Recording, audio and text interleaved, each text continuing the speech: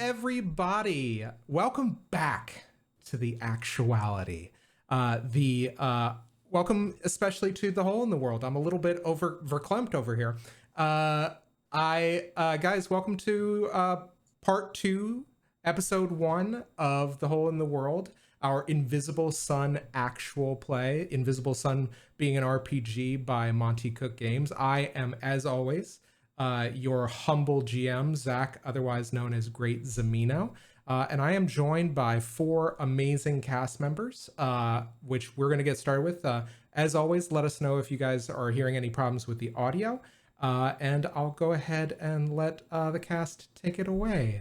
Marcy, if you want to go ahead and start.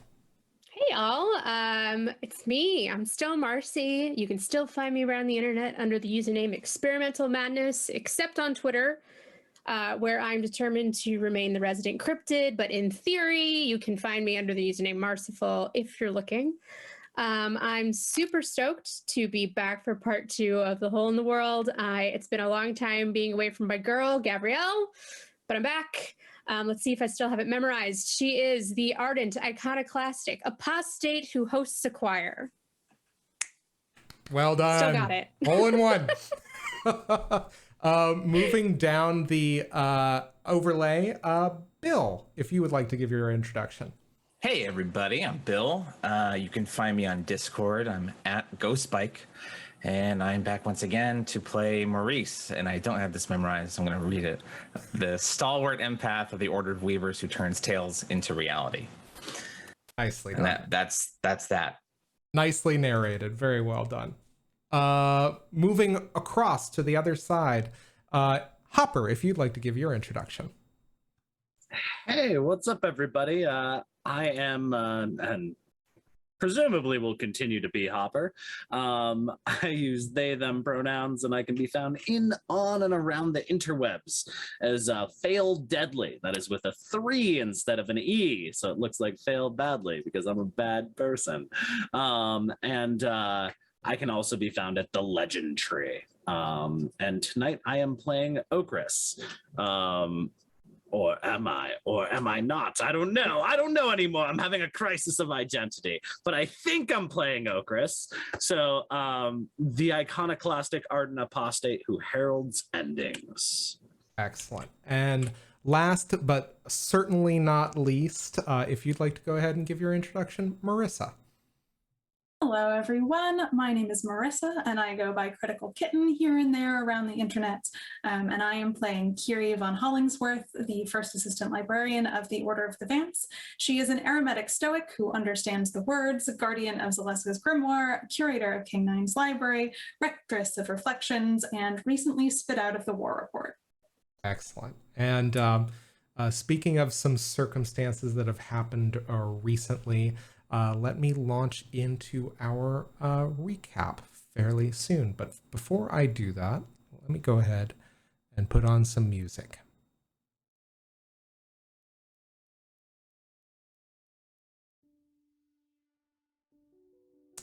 So, as all of you who are not new to the series, who have been following along, know, our resident Vizsla made some very interesting discoveries, as it were, over the course of the past 10 sessions or so. All of them were basically finding out the hard way that essentially the war was a lot more complicated than they could have ever imagined. That rather than just being a straightforward, grievous conflict that the rest of the world was hoping to forget, it turns out that there were a great many bad actors and different groups interacting over the course of this war that have taken it upon themselves to make the world forget. Worst of all, they found out that they didn't win the war. As far as everyone is concerned, the Vizsla, as well as the Council of Satyrine, fell over the course of this long, protracted conflict. Not only that, but those who were able to escape left Satyrine for the Grey Sun.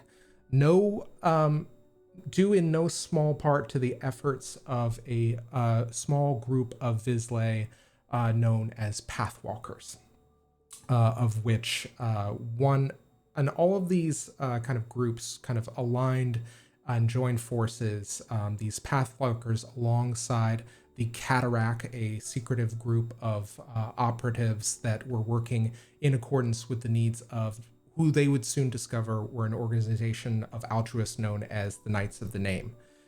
In addition to what appeared to be one rogue agent of the Satyrine Council, or one lone representative known colloquially as the Spider Prince, which Maurice, while in the simulation or simulacrum known as the War Report, discovered was in fact his younger self, presumably the younger self that he cannot remember.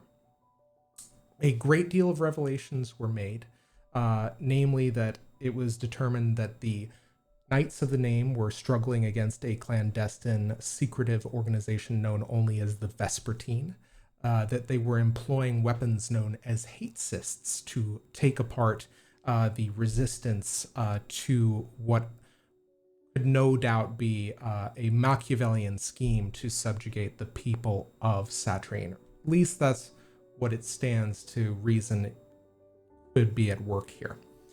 That said, most of the focus of the Cataract was on evacuating the Pathwalkers, safeguarding those that they could, evacuating Satyrine, and also managing to basically teleport away the district of Upper Taverswood into the safety of the care of the unknowable angel.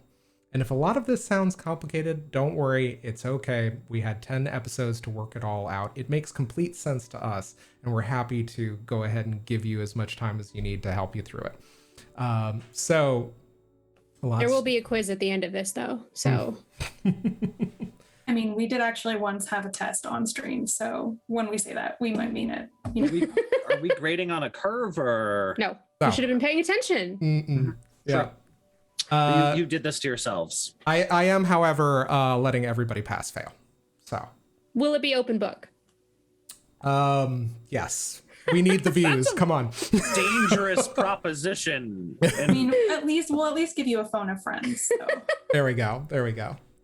Get your life phone on. that works. Well, it works, but there are ghosts on the other end of it, so just know that. Right. Sounds like a feature, not a bug. So in order to invoke this protection, the Cataract needed to work alongside the general of the Pathwalkers, the lead general in charge of mustering the forces of Upper Taverswood, one named General Naharan, as well as the general of the Vance, Zaleska, and finally the allocated general of the Makers, who it was discovered was being controlled by a rogue Vespertine agent known only as Marlowe. One of somebody with whom you guys may have had some traffic in the previous part. So all of this transpired. The general of the Pathwalkers, Shia Kazan, was able to summon the Black Cube in order to basically satisfy the needs of her angel, the unknowable angel, teleport everybody ostensibly remaining in this one church off to the wherever they went to be safeguarded. However, several things also transpired as we kind of learned in this simulacrum. One being that the hole in the world was made manifest. It was finally understood what it was, which is the absence of the Sun Warden, or the guard of the invisible sun, or the indigo sun, Quis, basically was attacked and destroyed by some colossal monster in attempting to protect the people of Satyrine. This revelation transpired at the same time that the Spider Prince attempted to teleport all of the remaining members of the Cataract, the survivors of this grievous last stand, out of harm's way. And as these kind of revelations came to the fore, as you exited this simulacrum, you realized who had been safeguarding this information such that these Vizsla could encounter and understand what has been going on. Zaleska, the general of the Vance, had stayed behind with a priceless artifact known as the Seed of Truth, which has given one of you a prodigious amount of powers over the concept of verifiable fact. You have been given several instructions pertaining to this seed. One, that it is one of 4, that in combining all of these seeds together into one place, that the God of Truth will be able to live again or to be restored, and the people of Satrine will be avenged. That said, as this final revelation was being laid bare before all of you, Kyrrie, in an attempt to connect at last to this supposed mentor, this person with whom you've wanted to have a great conversation for so long, whose grimoire you are carrying, you had a brief interchange where at the too soon conclusion, she shattered into shards of broken glass, thus destroying from the inside the simulacrum. So, all of you arrived once again at the abode of Maurice Webb, which seems to be in a somewhat darkened state of the affairs. However, the thing that is most striking and most pressing of these issues is suffering a prodigious amount of anguish from the revelations of who they once were. Twigg, as far as you can tell, has expired. And something now rises in their stead that is not necessarily Twigg, animated by Kyrrie's desperate attempt to power this, to essentially empower the fleeting life force of Twigg. Instead, we see someone new in a familiar guise. It's at this moment that we are going to rejoin the story proper. And before we do that, I am going to need to change the music.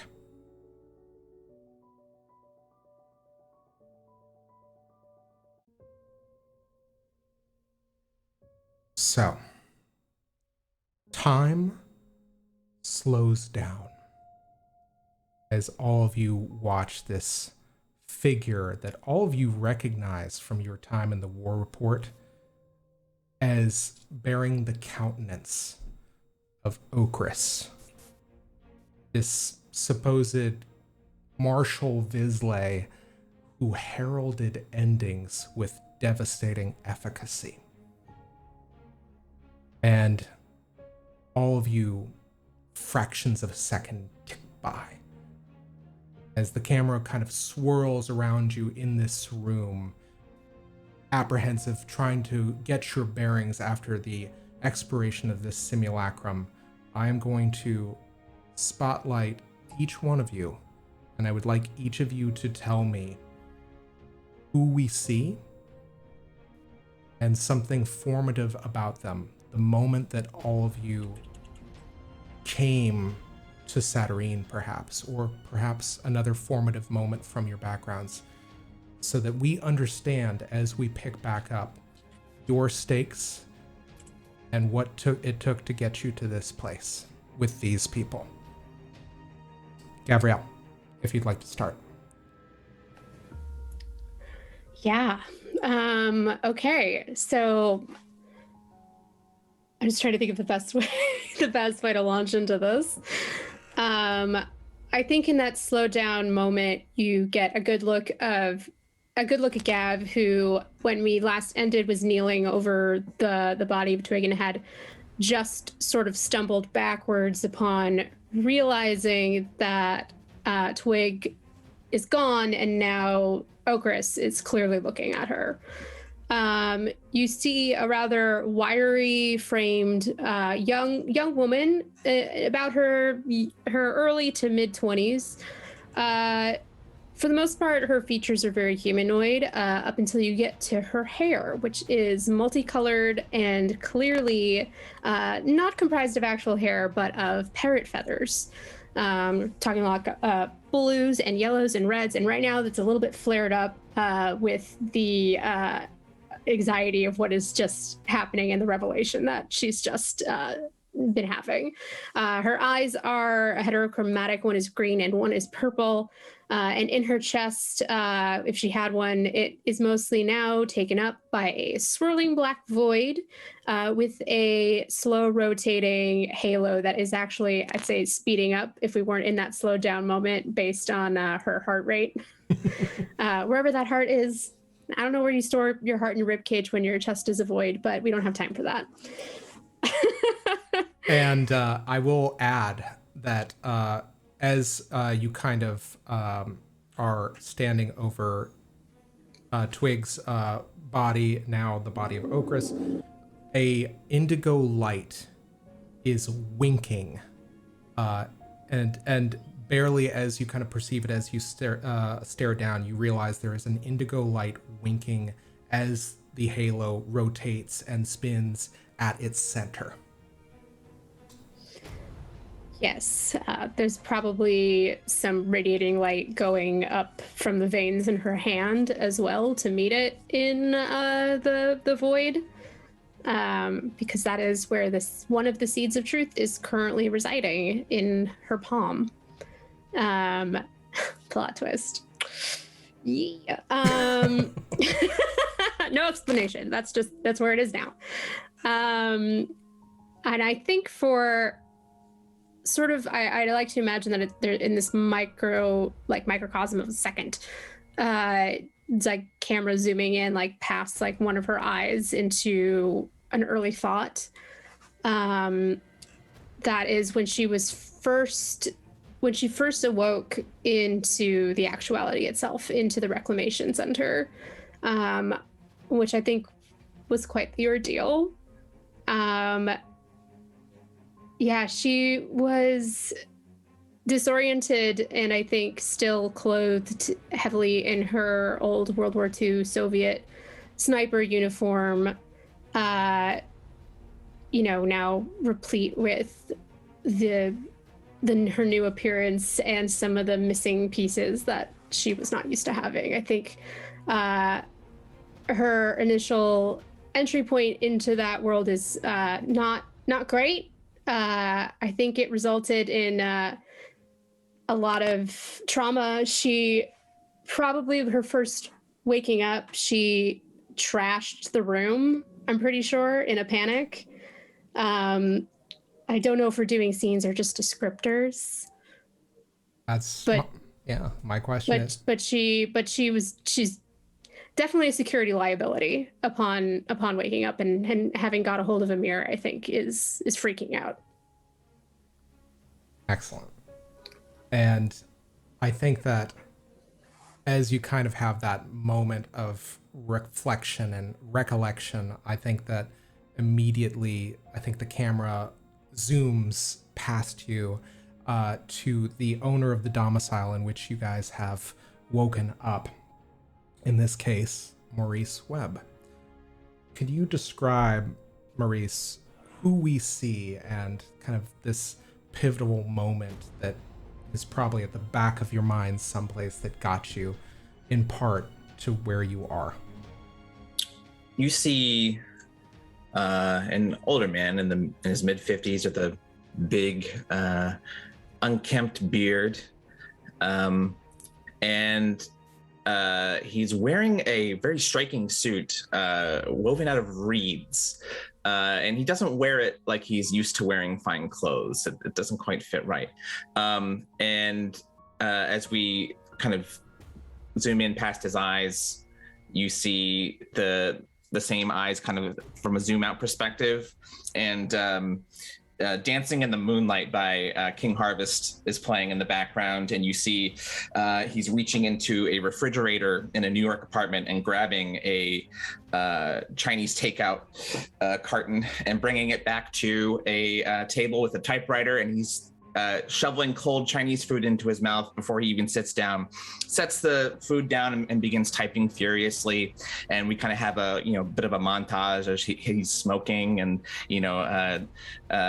it's clearly in the middle of the night, and he's in this typing fugue. He's ghostwriting a novel for somebody, and he's describing a dream this character is having in this magical world where there's this floating statue sitting lotus position with 6 arms, and the character has just been picked up and put on the shoulder of this statue. He calls it a gay owl, and it's floating around the city, and all of a sudden the vision he's describing this character having, he's seeing it with his own eyes. It's a wild thing, and he's like, they really are making marijuana a lot stronger than they used to in the 70s. And but he's feeling the wind on his face. He is smelling the smells, and he's getting a 360-degree view of this. And the statue picks him up and sets him down on the streets of what ended up being one of the quarters of Saturnine, the Zardine Quarter.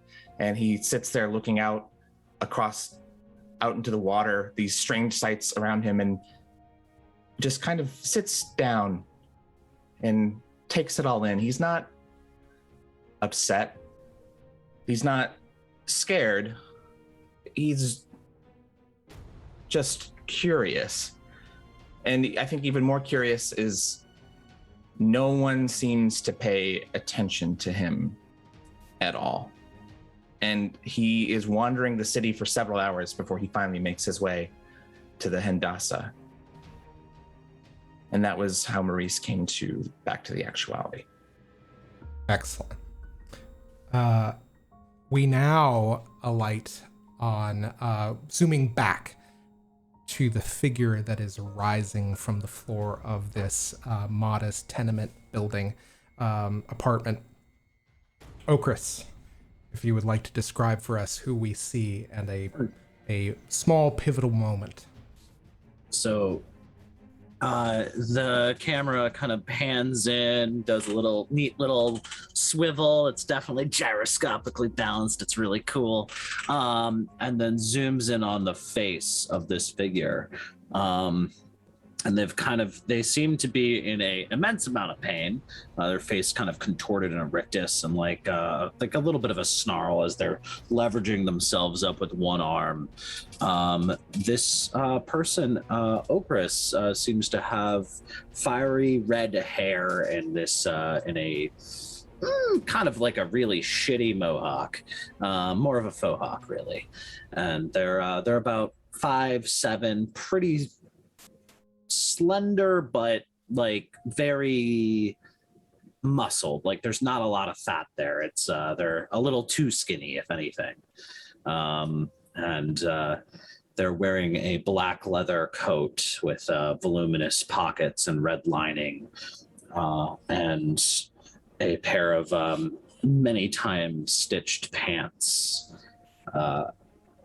as well as a thigh holster with a rather large gun strapped securely in place. And as they leverage themselves up, their eyes open, kind of scanning around, and it is a bright, almost fiery green, and they do not look friendly. And as they do that, they immediately fall back down and fail at getting up.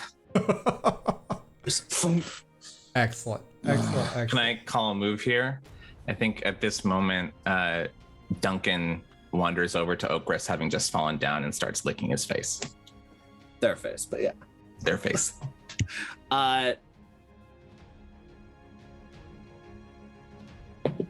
For our viewers, Duncan is a thought form of a Shetland sheepdog. That is the dog that Maurice kept in the gray and through magic recreated with him in actuality. Love it. So while I rolled a 9 to determine how to respond to that, so I guess Okras just lies there and just lets this happen. It's not 9, a positive good. response. 9, good.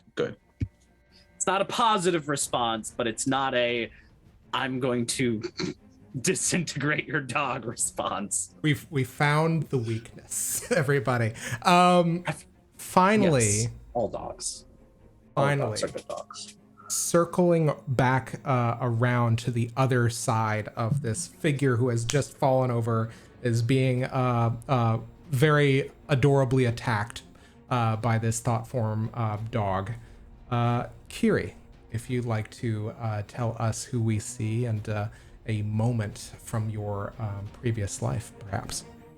Yeah, so the color has all drained from Kyrie's face as she is kneeling on the ground there, contending both with Duncan and also with Okras. Her hand is still in Okras's, stinging from the magic that she pushed into their body as a lifeline to Twigg. You see a lithe woman with shoulder-length brown hair and light blue eyes, who has all the hallmarks of usually being extremely put together, but at present isn't. Her long puff-sleeved gown is stained and torn, smudged with ashen ink.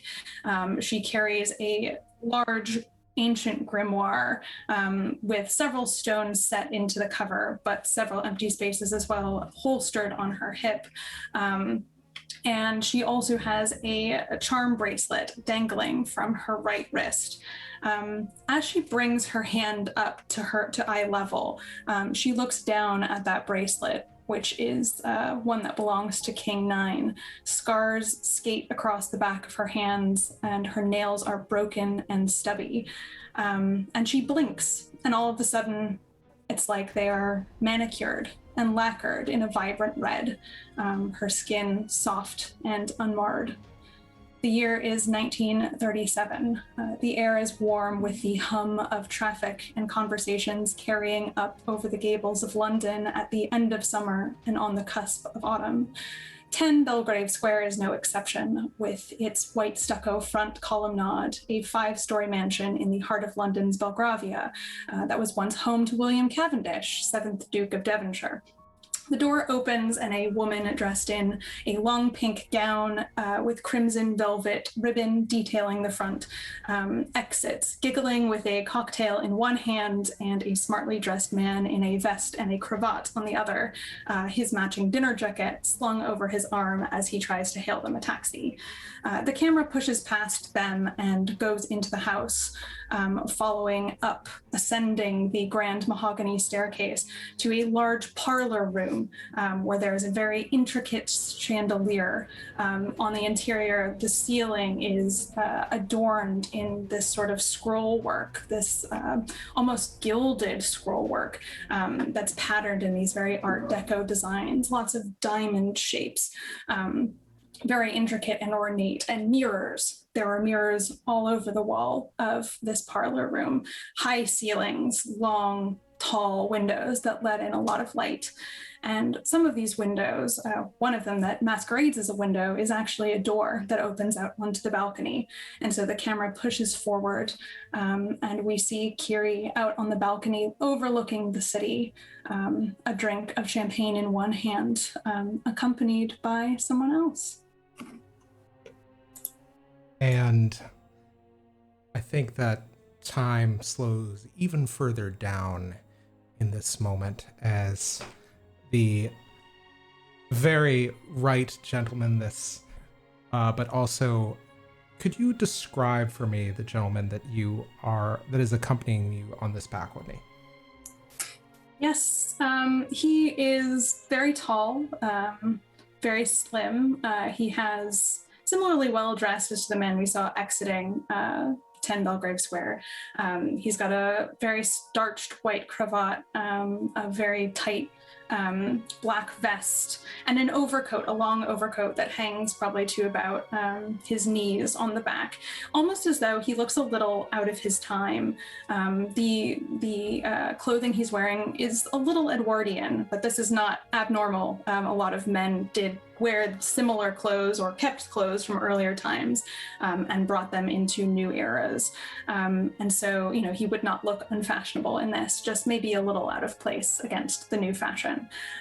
He carries with him a big portfolio, a leather case, which we can see is stuffed full of paper.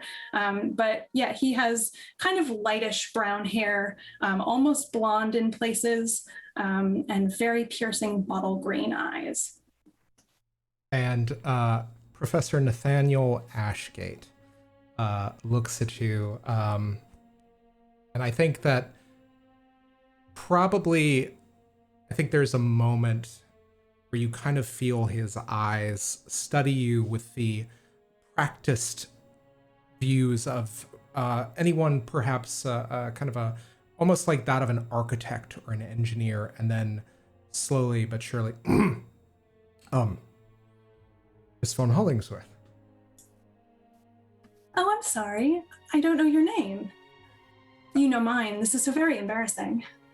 Only by reputation. I had heard some, I'd been encouraged to speak with you by several of my contemporaries at the college. I was hoping, I heard some interesting bits of talk about some of the treatises you had a hand in. Was it proofreading? Your addendums? I don't want to. I want to pay them the appropriate amount of respect, of course. Oh, I would hardly call them treatises. All of that is just silly. It's a little bit of fun, I'm curious about the world like anyone else, but all of that is extracurricular, I suppose. Aren't you enjoying the party? If it's the drinks, I assure you, my barman can make you anything you'd like. Oh, I try to, I'm not as sober as a judge, but I try not to overindulge. I have to keep my mind at work, as it were. I find that the drink kind of dulls the edge of it.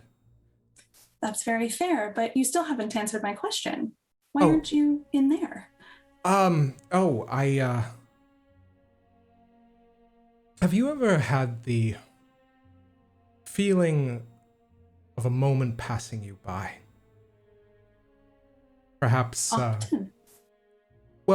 A pivotal moment, I should say. A moment that you feel like it's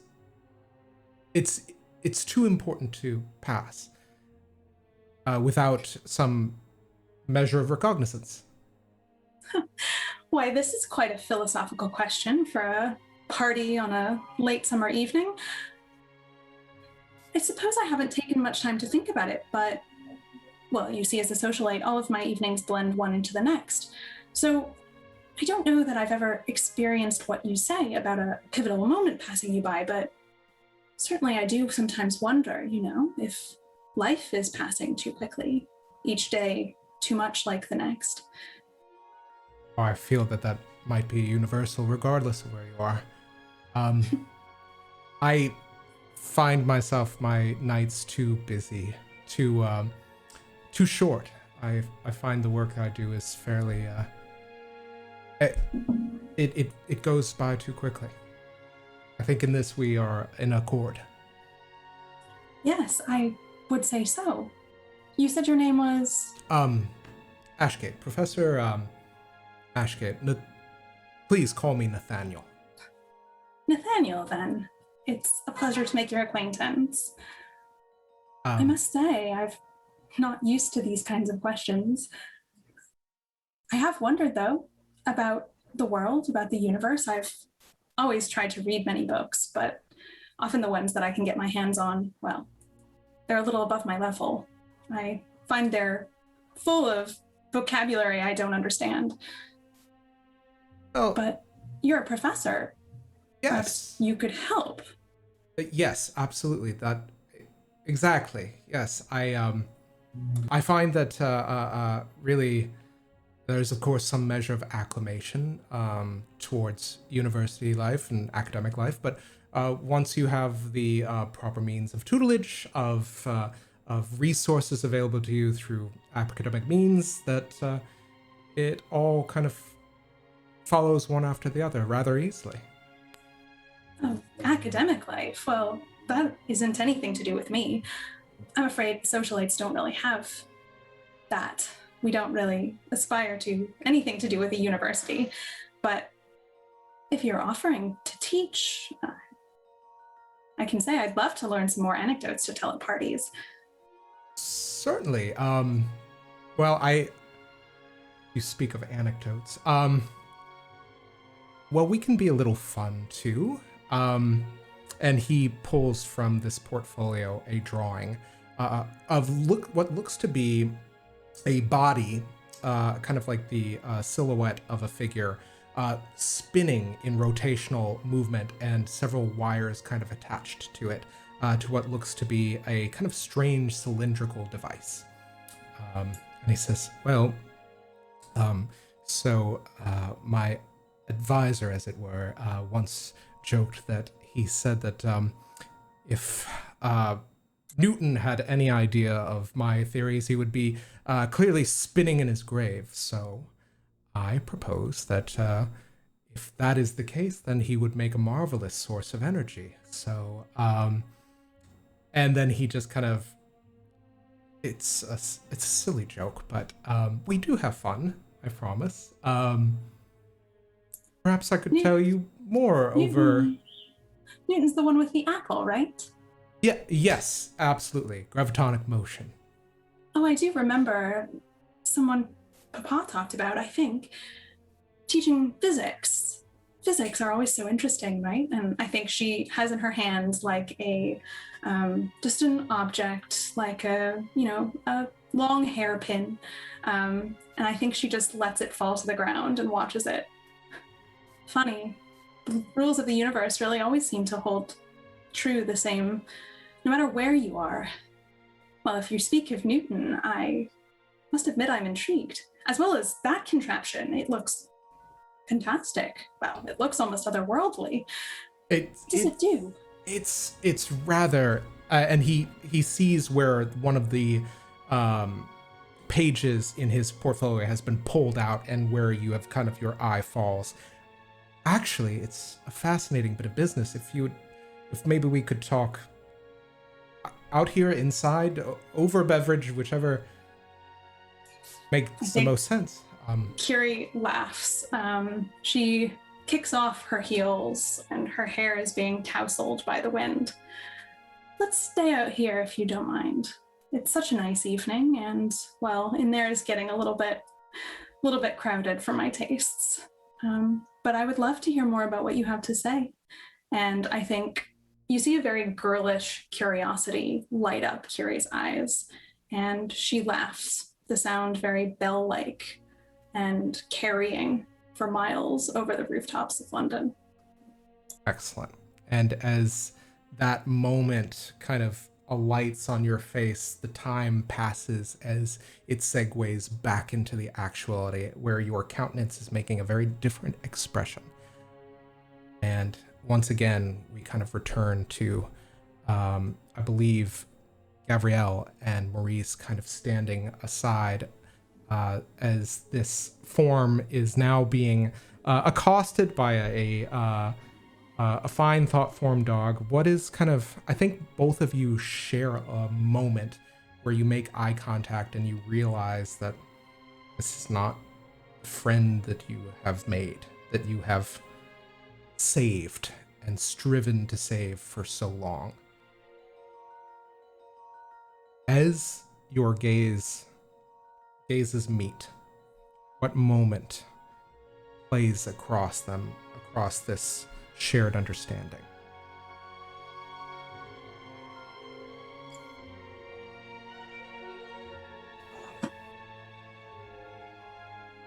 I think something might have happened with my audio. I don't know what you asked me. I heard the words meet. As your gazes meet. Oh, missed the gazes Got bit. it. I just as the meat. As you go to the Saturninian butcher for the meat. Okay.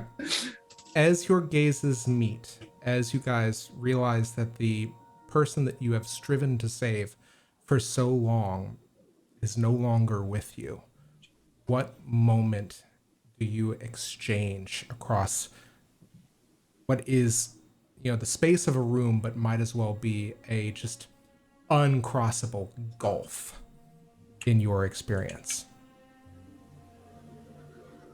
Gav, I can tell you what you see from Maurice. You see the look in his eyes that he gave you, this look of, paternal love and kindness that you thought was out of place, considering you had just wrecked a room in the Acclimation Center. And it was the eyes that you saw when Maurice handed you a cup of tea. Yeah, and I think flashing back into that moment, Gav he accepts it with a very wary look. I don't understand. Where am I? Nothing you've said makes any sense. It's not going to make sense for a long time, but trust me, you're okay. You're safe. I did not ask to be made safe. I'm asking to go home. As strange as it is to say, you are home. Where you spent your time was the gray sun, and I honestly find it fascinating that you were from 1940. What was it? 43. 1943. You're saying it's not 1943. I mean, that year really doesn't mean anything except in the gray. We are in... The words that are coming out of your mouth, they make no sense whatsoever. What are you talking about? And Maurice stands up. We have to be somewhere. As you're talking, he stands up and he kind of opens the curtain and says, "This is Saturnine. Take a look." There's a indigo light that's kind of touching everything, and a surreal landscape awaits your eyes. And he says, "Not that I think you're worried, but we have the resources to repair all the damage you did. So, I mean, no hard feelings."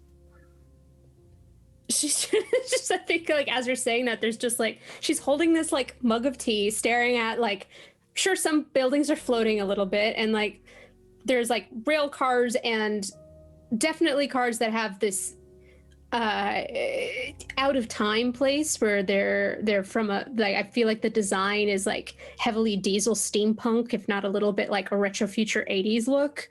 It's everything got smashed together, and she's just shaky hand, sipping the mug of tea. I think I actually do understand what's happening here. Oh, really? Absolutely, I do. I'm in a coma. Or I'm dead. Oh, that's close. That's close. And as you drink the tea, every sip you feel a little bit less agitated. This is a charm that Maurice has cast with the tea. And he says, "Did you keep your hair like that in 1943? No, this isn't my real hair, but it doesn't really matter because this is not reality. You might as well be a talking dog to me right now. I bet if I keep thinking that, you'll turn into one, because everything here makes absolutely no sense to me. And I will wake up at some point, either back in hospital or from whatever snowbank I was already bleeding out in, and then I'll be dead. So either way, this is fine." You're making really great progress. Knowing that nothing here makes sense is honestly one of the first things you need to accept. And you hear from Duncan, who has wasn't me, who is by Maurice's side. Oh, see, there we go. Was not quite what I had in mind, but I'm pretty sure I'm dying, actively dying. And she's looking down at the hole in her chest where the little halo is moving, and she's just yeah, yes. Even if you are actively dying, Gavriel Belinsky, even if you are actively dying, death is not the end. There's so much more for you to see. This is so much worse. I've died and I've ended up in the Christian heaven. I have to get out of here. What Bible have you read? And he points out the window. And as you point out the window, you hear the rumble of storm clouds, and it begins to rain, but not just any rain. Gavriel, as you're eyes travel out the window. You hear a clink, clink, clink, clink, clink, clink, clink, clink, clink, clink, clink, clink, as numerous metal keys begin falling from the sky, some of them rapping against the window, some of them clinking down the key catchers of adjoining homes and buildings. It is unlike anything you have ever seen, and you see all of the people out on this kind of tableau in front, out this window. You see them all systematically at once start putting up umbrellas that seem to be fairly durable, or try to take shelter in the side streets and awnings of the city out before them.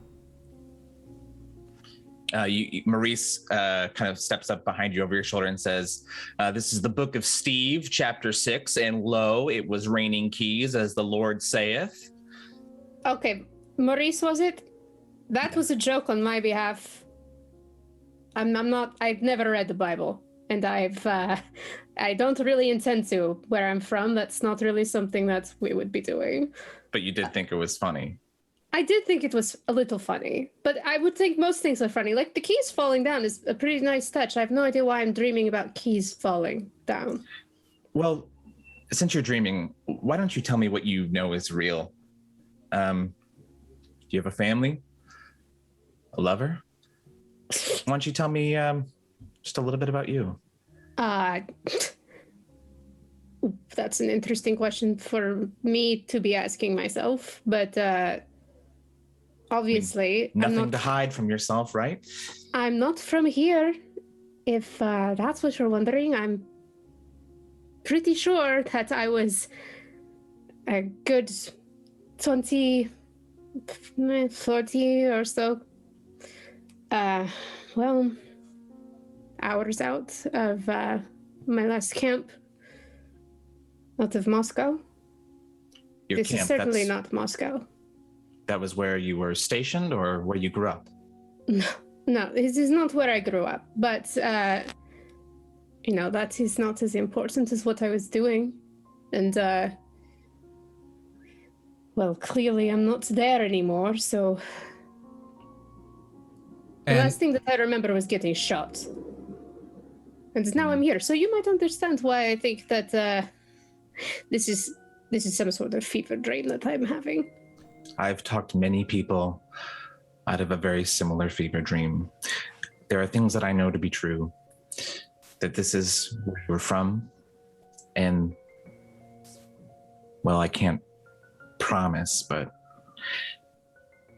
almost everybody begins to remember who they are, and they have friends and family and a home, and you'll get there. And it's my job to help you with that. And more tea? Gavriel, do you have anything stronger than that?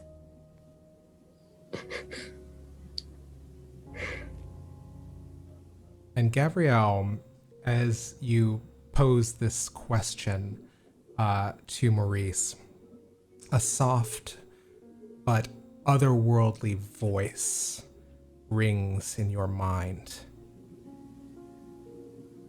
The bearded one is kind. You should trust him.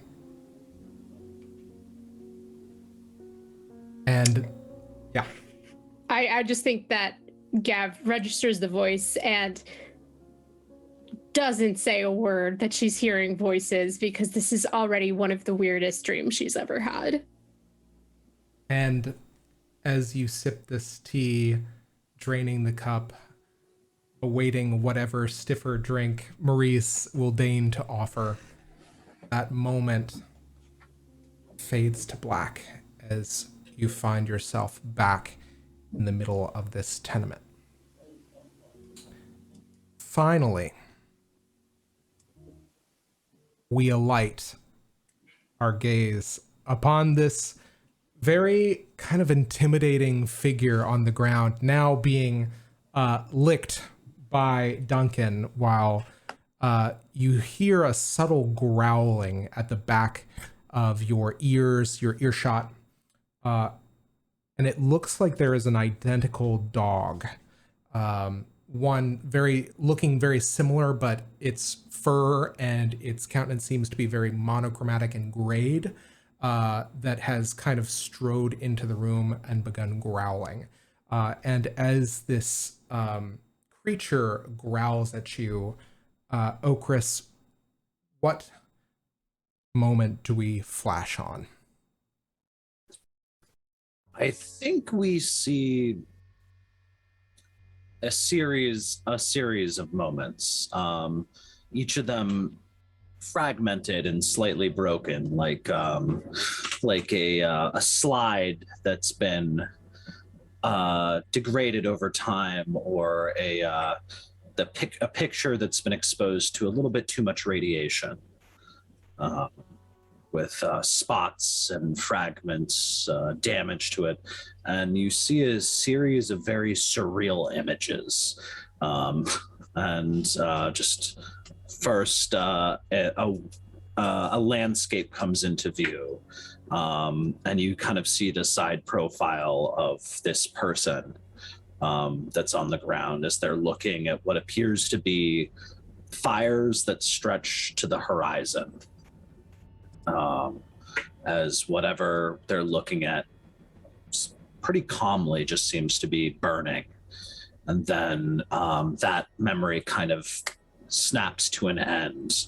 And another scene where you see the same person standing in what appears to be a pretty shattered city, buildings kind of reduced to rubble through, almost as if they fell apart on their own, and the corpses of a large number of these kind of small insectoid people.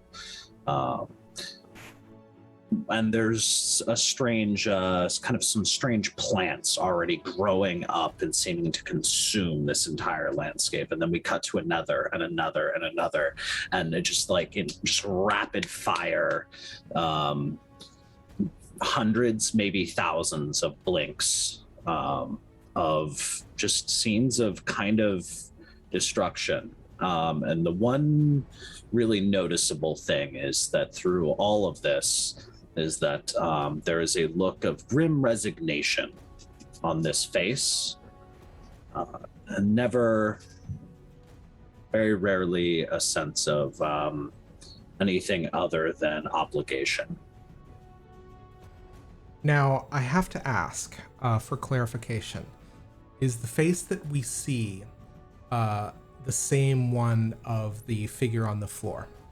Yes, same face. And there appears in many of these scenes,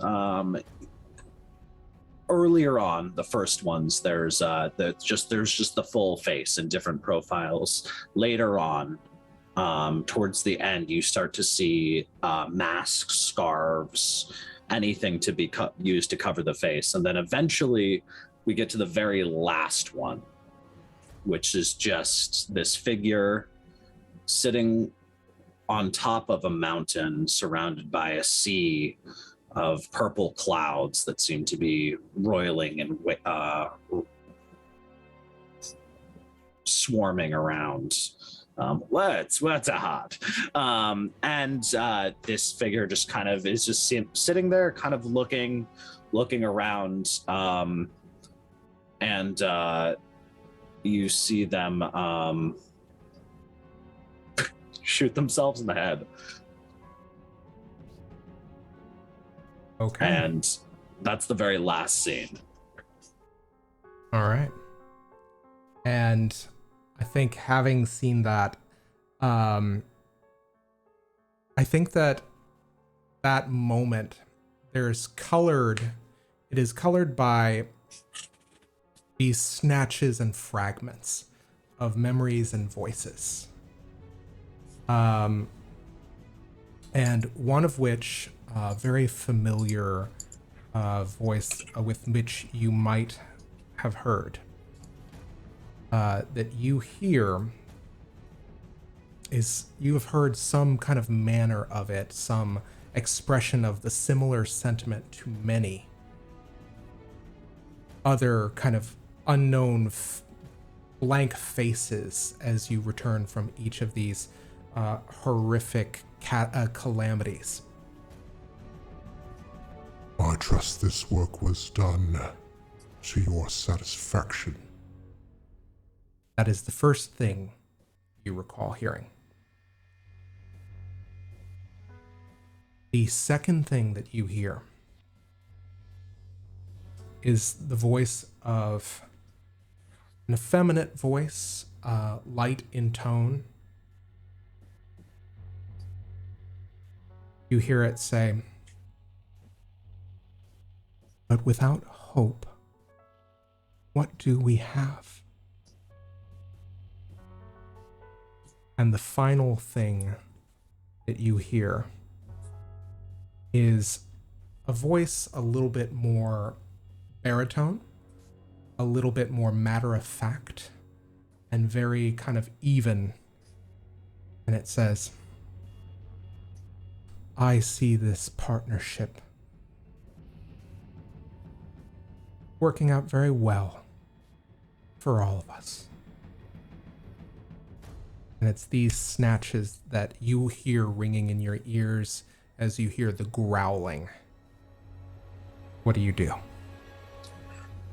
Okras sits up pretty rapidly at this point, I think, kind of spurred by this almost jolt of memory and energy and emotion, and sits up and snatches their hand out of Kyrrie's hands and shoves Duncan to one side and begins scooting backwards and just looking around, staring pretty frantically, just looking at everybody in the room, especially this monochromatic dog, before their eyes settle on Maurice. And there is a look of pure rage in their eyes. Okay. I will also like you to make me a perception roll. Oh, God. Ooh, I have to remember how to play. I was just thinking the same thing. Guys, it's great. Sometimes we don't even roll. Can we just continue with story time? Okay, so that's right. This is in fact an actual play, so we do have to roll the crunchy bits. Nothing I have is helpful. I'm going to point a point of perception into that, though. Okay, what you got? A 4. Do me a favor. Roll an experimental die for me, would you? Oh, no. It only matters if you get a 0. It's an 8 on the experimental dice. Okay. What was it? Yeah, with a 4, even with a 4, I think the moment that you're coming out of, you recognize her plain as day. You see Allegra von Hollingsworth. Her hair's different, but you see Allegra. Here? Yeah.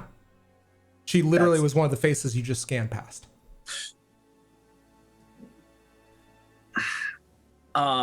Yeah, so Okras is stumbling to their feet, kind of looking around at their body, and getting up and finding the nearest wall, and then before kind of doubling over in pain as they reach to grab their chest. And I think at this point the leather coat has kind of fallen open, and there is a very visible, very grubby red and black stained bandage across their chest, and they like reach and grab and kind of with a look of, I think, brief surprise, before just kind of looking at Allegra. This is one of the last things they remember, and only how well do I remember the events that ended. So, it's been a long time. So this is where I get to make my mechanical move, and I get to pull a card. Yes. Yes. All right, let's see what you remember. Ooh. Oh, this one's great. The Banished Serpent. It emphasizes silver and it diminishes gold. Its mysteries, rats, mirrors, and stone. Its meanings are balance, exile, and punishment. Visley no exile, but for them and their time in shadow, the exile was self-imposed. The banished serpent was cast out, sent back from whence it came. Banishment rids us of a problem, but it does not bring it to a permanent end. It is rarely a true solution. Rather, it is most often a punishment. We banish those who have threatened us or wronged us because exile is what they fear. The fact that it ends the threat, at least temporarily, is just an added benefit. As a punishment, then, it is an act of balance, an appropriate and measured response to an unwanted act. The banished serpent can be blessing or curse depending on who is getting exiled or punished. The card turn may suggest the person in question faces this fate, but it might also be someone else involved in the matter at hand. Sometimes, though, it can simply be a balancing of the metaphorical scales. It can mean that someone gets what's coming to them, whether that be good or bad. It is a settling of accounts, so to speak. Someone is cast out. A demon or spirit is banished or must be banished to end its threat. Harmony is an upset and can only be restored through an act that balances the situation once again, which might very well involve casting away a criminal or troublemaker. A wrongdoer is punished for a crime. The PC is cast out of a place they wish to be. The PC is punished for a crime, real or otherwise. Cast out, the serpent retreats back to its lair to contemplate its next scheme. Okay. So, I think that in this case... Can I commit my crime before I get cast out for it? Because I have crimes! So here is the thing. I think that you are the person that was cast out, and you are back. The accounts have been balanced and settled. So I think that you have a very real kind of memory of that very end of what transpired at the war report. That kind of helplessness as you all kind of looked on as the Spider Prince proclaimed that Citrine would need to be avenged. Allegra kind of watching on as Zaleska herself looked and appeared indecisive, and Allegra had just had victory snatched from her, seemingly at the very least. So yes, that is what you recall. If you wish to commit a crime, we will have to move to action mode, but you need to tell me what you're doing. Surely not. I think Okras is a little bit too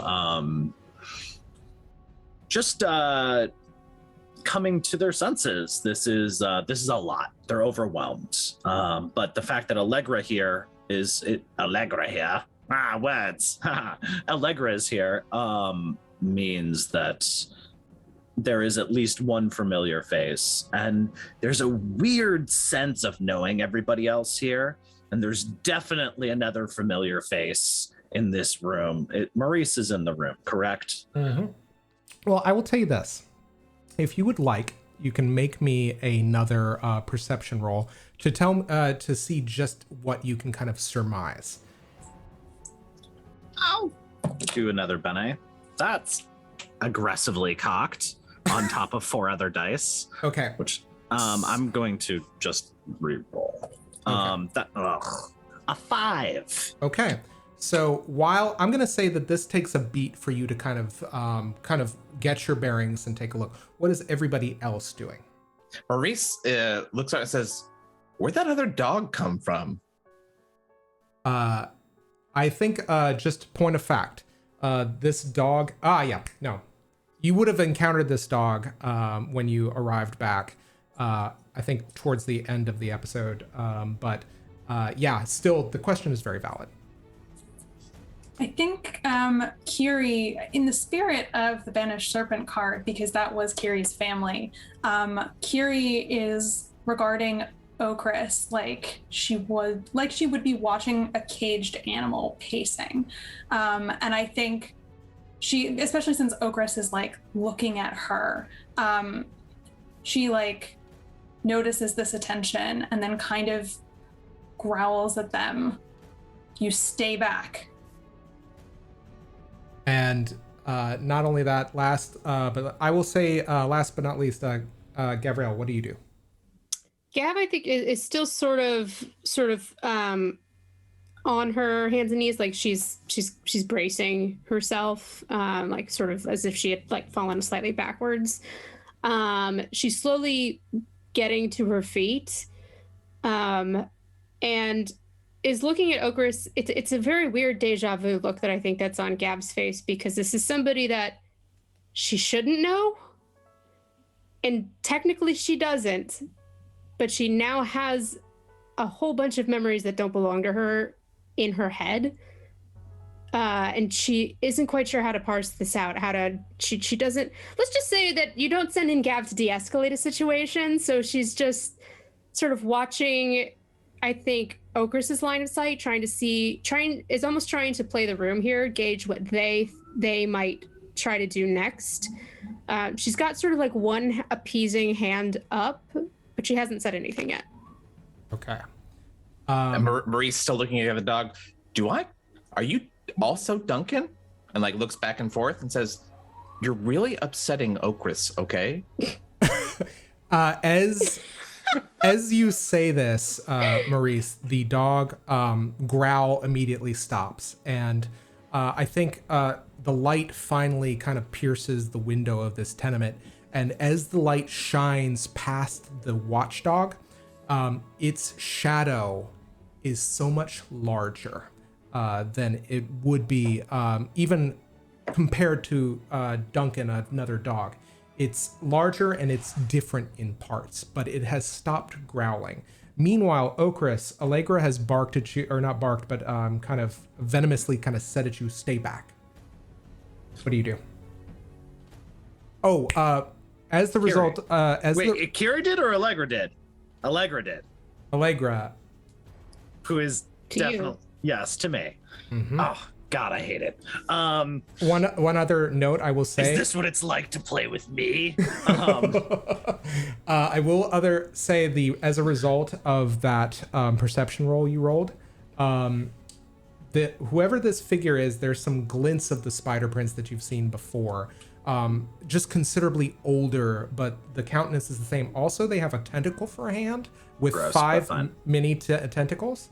Yeah, I'm not here to judge. Yeah. The very last thing I will say Hopper's judging. Okras doesn't care.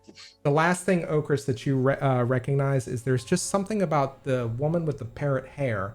Her eyes are very familiar to you. That's what you get. You do.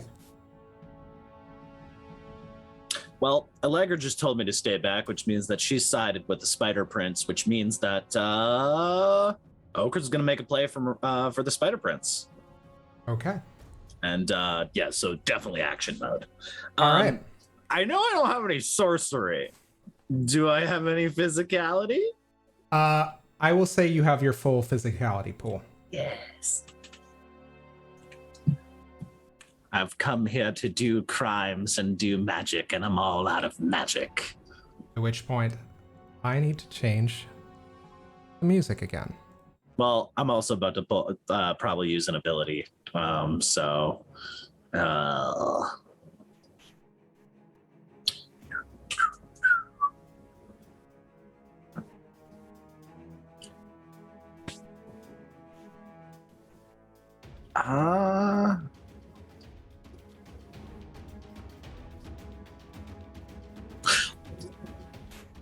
Well, that's rude. What are you gonna do? How comfortable are we with PvP, everybody? Let's talk about that. Everybody, we are all prepared for it. Cool. I think Okras stands back and like, so what kind of furniture you got in this room, Maurice? It looks like a tiny New York City apartment with furniture that looks very beat up, secondhand. So like maybe 70s, 80s furniture that's been around for, till now. And then also everything has been recently water damaged. So I'll look around and just pick something from my own. Yeah. So I think, Okras stumbles back and has stumbled back and is kind of starts doing a very slight sideways prowl. This is the energy is big, cornered, injured animal.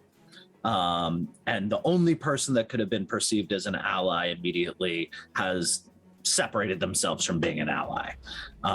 So they begin to exude this aura of just utter conviction, and it spreads around me. So I'm using my starting ability. The end is near, except I'm just gonna do it at level 7. Okay. So I gain. Yeah, go ahead. So that is, sorry, I'm going to do it at level 6. So I gain 3 armor, and everybody, which is all of you are my enemies, will take 3 damage per round. Okay. So, you guys immediately see this offensive action take place. Your level of your ability is 6. In order for everybody to avoid this damage, I need you to make a withstand roll of 6. If all of you could do that right now. Sure. You may. What did I miss when I had all of those 31 enhancements? If I get a +1 enhancement to resist magical effects, does that come into play here? Yes, absolutely. Okay. I'm in hot with that 9, baby. All right. Yeah, I think you're closest along with Kyrrie. Kyrrie, what'd you do? I got a 6 + 1, 7. Okay. This one is for a resist skill. Awesome. And finally, Maurice. I rolled a 9, and I also have a +1 to. No, this was withstand. Yes, it is withstand. Okay, so it's a 9. Yeah, because basically you guys are all in the area of the effect. So you are not able to dodge it. You are not able to. It's not a mental effect, so you don't need to resist it, but you do need to withstand it, because as long as you stay in this short distance with them, you are going to be having to resist this roll. So none of you get any damage, but you notice actually, level 6. All right. So This is forte, not spell. This is Yeah. a forte ability, So we don't need to pull. Okay. So here's what happens. Unfortunately, I don't feel good about this, by the way. yeah, well, unfortunately, the Watchdog and Duncan are not so lucky, because they are of a much lower level than the spell. You see the Watchdog begins, as soon as you take an offensive action, it begins running, kind of bounding towards you to act offensively. Maurice, you see Duncan whine, cower, and lay prone on the floor. Yeah, the energy is just raw entropy.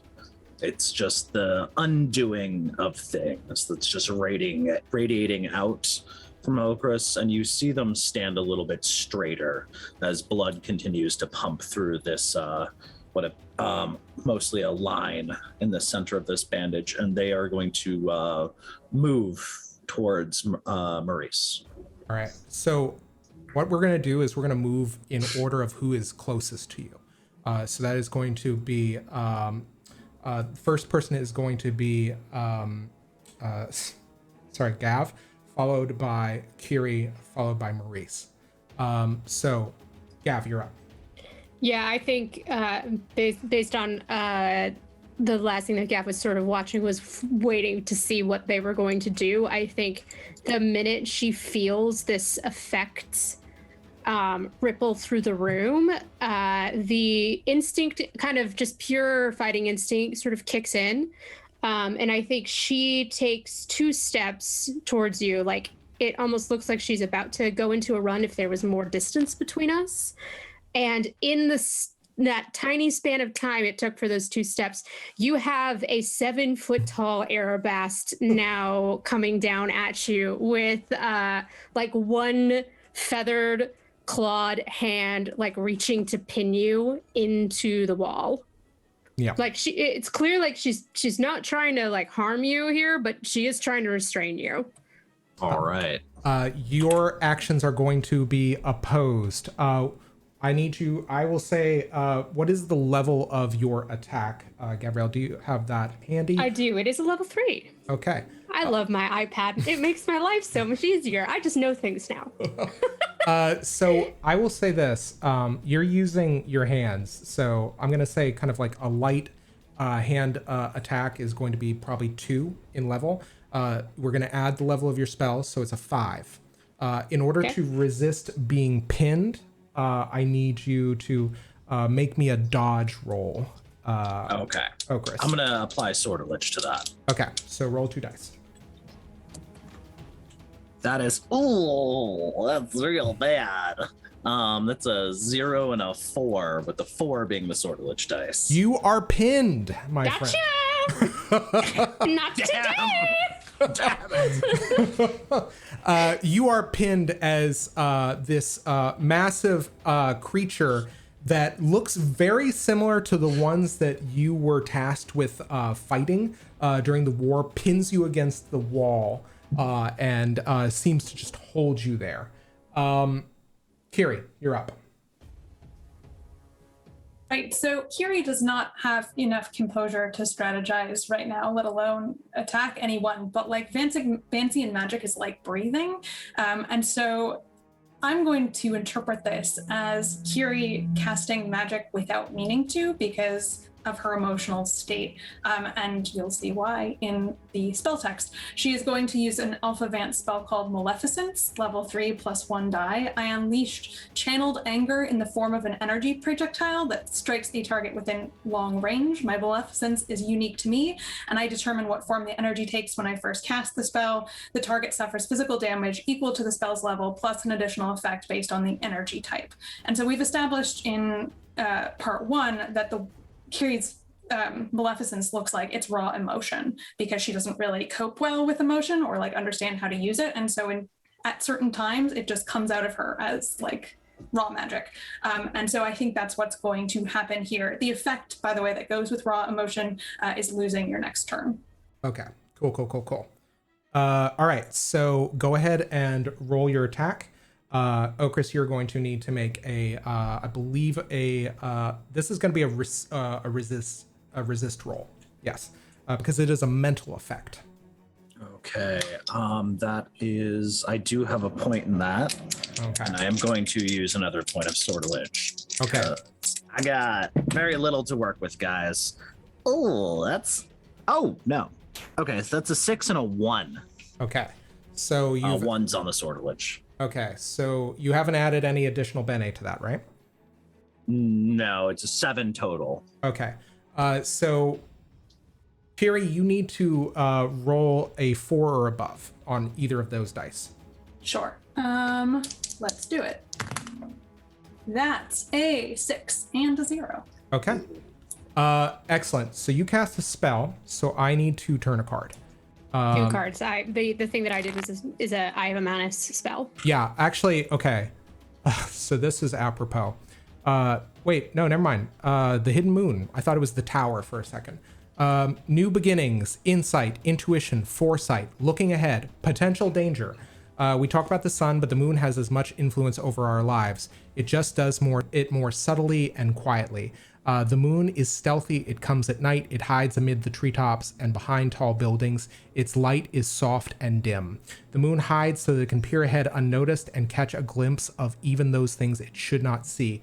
The ever-changing moon reflects our changing nature, our bodies and our minds. It represents intuition. The moon is present when we feel more than we think. When something just feels right or feels wrong, that might be the moon's influence. It also represents inspiration, a sudden new idea. The moon rewards those who can discover its secrets. So I think what happens is, as this armor of entropy waves out through the tenement, the windows shatter, and through it you can hear what sound like a call from outside of the house. You say, "Up there! Quick, hurry!" And you hear the movement of feet as they begin kind of growing closer and closer to the tenement. That's what you hear with your sharpened senses, Gavriel. I'm going to now draw the second card. This one is, I think, also apropos. The Hunter, which is the adept of notions, cats, clocks, and winds. Nature, death, conflict, survival, seeking a goal. The Hunter is a lonely soul pursuing prey with dogged tenacity. The Hunter is the adept of notions, her skill in the wilds, and her knowledge of her prey, and the best way to bring it down, make her the match for any Vizsla. This is the perfect card for one pursuing a goal. You want to shut down Okras to the best of your ability, and the Hunter is your card, Kyrrie. You are basically taking away their ability to act, as you have kind of refocused and strategically pinpointed this weakness. Which brings... I say, as this emotion comes out of Kyrrie, she looks at Okras straight in the eye and goes, "What have you done with them?" May I respond? You may. What are you talking about? Twigg. Are you working with him now? Am I working with... You don't... What are you talking about, Twigg? You don't know Twigg. Of course I know Twigg. What have you done with Twigg? And that is all you have time for. Okay. So I am going to turn a card. Because I think at the start of your round, Maurice, is where things are going to start to get a little bit weird. Can I ask a quick question? Yeah, absolutely. The adept card is from my family. Is there any stat bump to that or no? I believe the adept is, I think you get, I will say it's +1. Sweet. Yeah. Oh, wait. Oh, what family is that? The adept card, I believe, let me double check. It's notions, cats, clocks, and wind. Guess whose notions, cats, clocks, and the flame? Okay, let me double check that. That's right. You changed heart. Oh my God. You changed hearts. I need to double check something. Sooth card effects. The adept, play another card on the next sun, which I just did. So, wow, we're going to have 4 cards. Okay. Rescue, salvation, solution, the empty gallows, favorable judgment, escape. The gallows claims no victory today. Today we are granted a reprieve, or we make an escape, or someone rescues us. Whatever the reason, the threat is gone, the problem is solved. The empty gallows brings a feeling of relief, of gratitude, and newfound purpose. It is a sudden extension of life. The empty gallows serves as the location card for the notions family. The empty gallows suggests that some problem, perhaps a major problem, will be solved. This might be from an external source, or one might bring upon their own salvation. Either way, this positive card turn signifies that one avoids a terrible fate. Less commonly, but still in a positive accord, this card may presage that someone of importance passes favorable judgment upon the person in question. They are found innocent, worthy, or to have some other favorable trait. An outside force, someone accused of a crime is pardoned or freed. A prisoner escapes. An outside force rescues the PC from a dire circumstances. The PC realizes a solution to their problem. The PC avoids some impending doom or harm. An NPC judges the PC to be trustworthy or reliable. Okay. So, I am going to turn one more card in order to tell me what exactly is happening. Okay. The Messiah, the defender of visions, swans, blades, and water. So if that is your family, you get +2 to your actions. Meanings: change, salvation, and familial love. Many fear changes, others embrace it eagerly. Often, not always, but often, the former live happy and satisfying situations, while the latter do not. In other words, change is a salvation that not everyone needs. The Messiah is the defender of the Visions family. She defends by changing things that threaten or menace. As a defender, the Messiah is particularly concerned with families and the bonds of love that exist there. First and foremost, the Messiah portends change. The source of the change is almost certainly external to the person in question. More often than not, this is a positive change, and in fact, the worse things are for a person, the more likely that the change will be positive. The Messiah can indicate the involvement of a beloved family member, like a parent or a sibling. This involvement is not always possible. She brings salvation, but at the cost of changing everything in your existence. Okay. So that's my family. Yeah. Okras, what could Maurice do right now that would stop you from attacking them?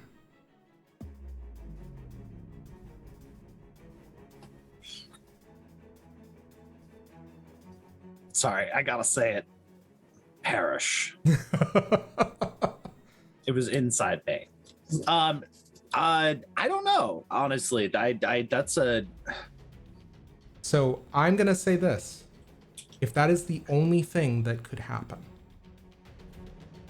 then you just be honest, and I will resolve this. I think that Okras is like the energy here is very much not irrational. This is a woke up surrounded by people. Only two people are recognized. One of them is somebody that I consider to be an enemy.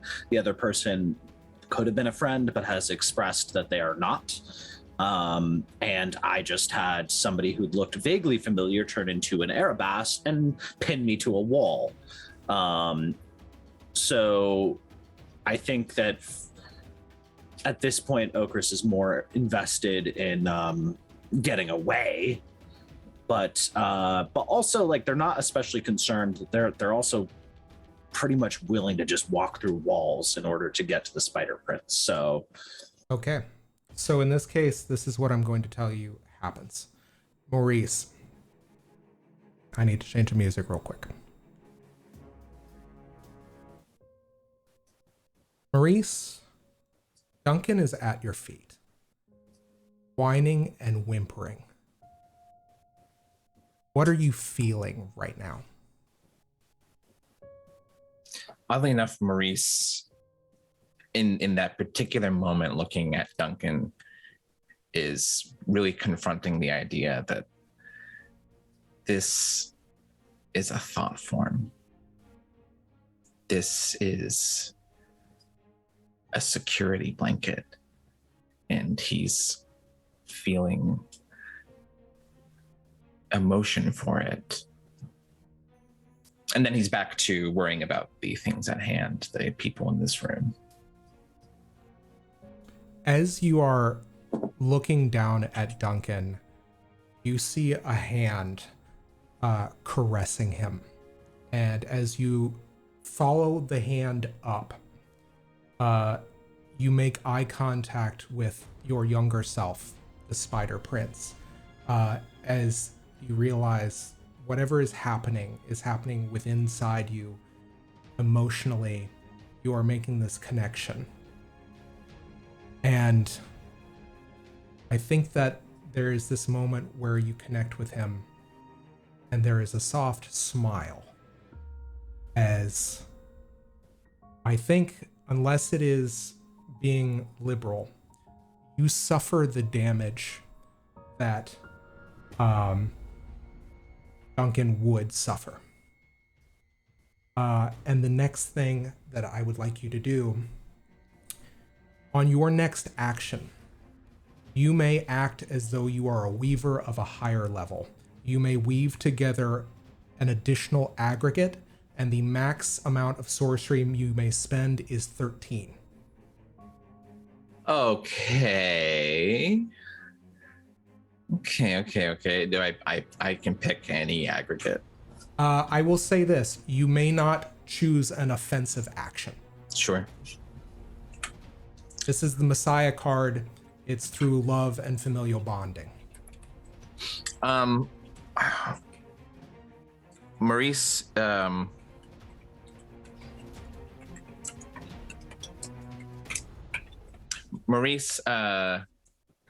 weaves together a weave he's done before to telepathically speak with everybody. And it is at once a very loud voice, but a very calm voice. And everybody hears, "Give them some space." And Maurice walks over slowly and reaches out to like kind of touch Okras like on the cheek, and wants to include in this moment of speaking to try and talk to Twigg, wherever Twigg is, and to say, where are you? Okay. How much do you pour into this? And what Everything. are the aggregate? Okay. Everything. So the heart and wind is the weaves that I've done telepathy, and I think I'll just add something that allows it to. Let's see, I don't have these things up right now. Let's do, yeah. Let's weave with the aggregate of the tower and the aspect of imprisonment. I think Maurice gets the idea that Twigg is trapped. Okay. All right. Okras. Oh, I should actually. I'll zero out my sorcery pools. Yeah. All right. Actually, I should say Hopper. Where is Twigg right now? That's a funky question. It's a funky game. It's a funky game. Twigg is lost in the woods. And I need to turn one more card. Specifically that forest that they've kind of tapped into before, the primeval forest of memories. All right. If The other place. if there was telepathy at limitless range, would Twigg be able to hear Maurice? Does range matter if it's not real? Or it's less real or more real? More real? I think it might be more real. If it's limitless range, I'm gonna say it can pierce through. That's like my object of my Testament of Sun power. It's been a telepathy booster at this point, and we're up to level 6. I mean, if you're passing through layers of reality, I mean, you could like go to like some sort of garbling or like other auditory interference to kind I of love that. mediate. It sounds.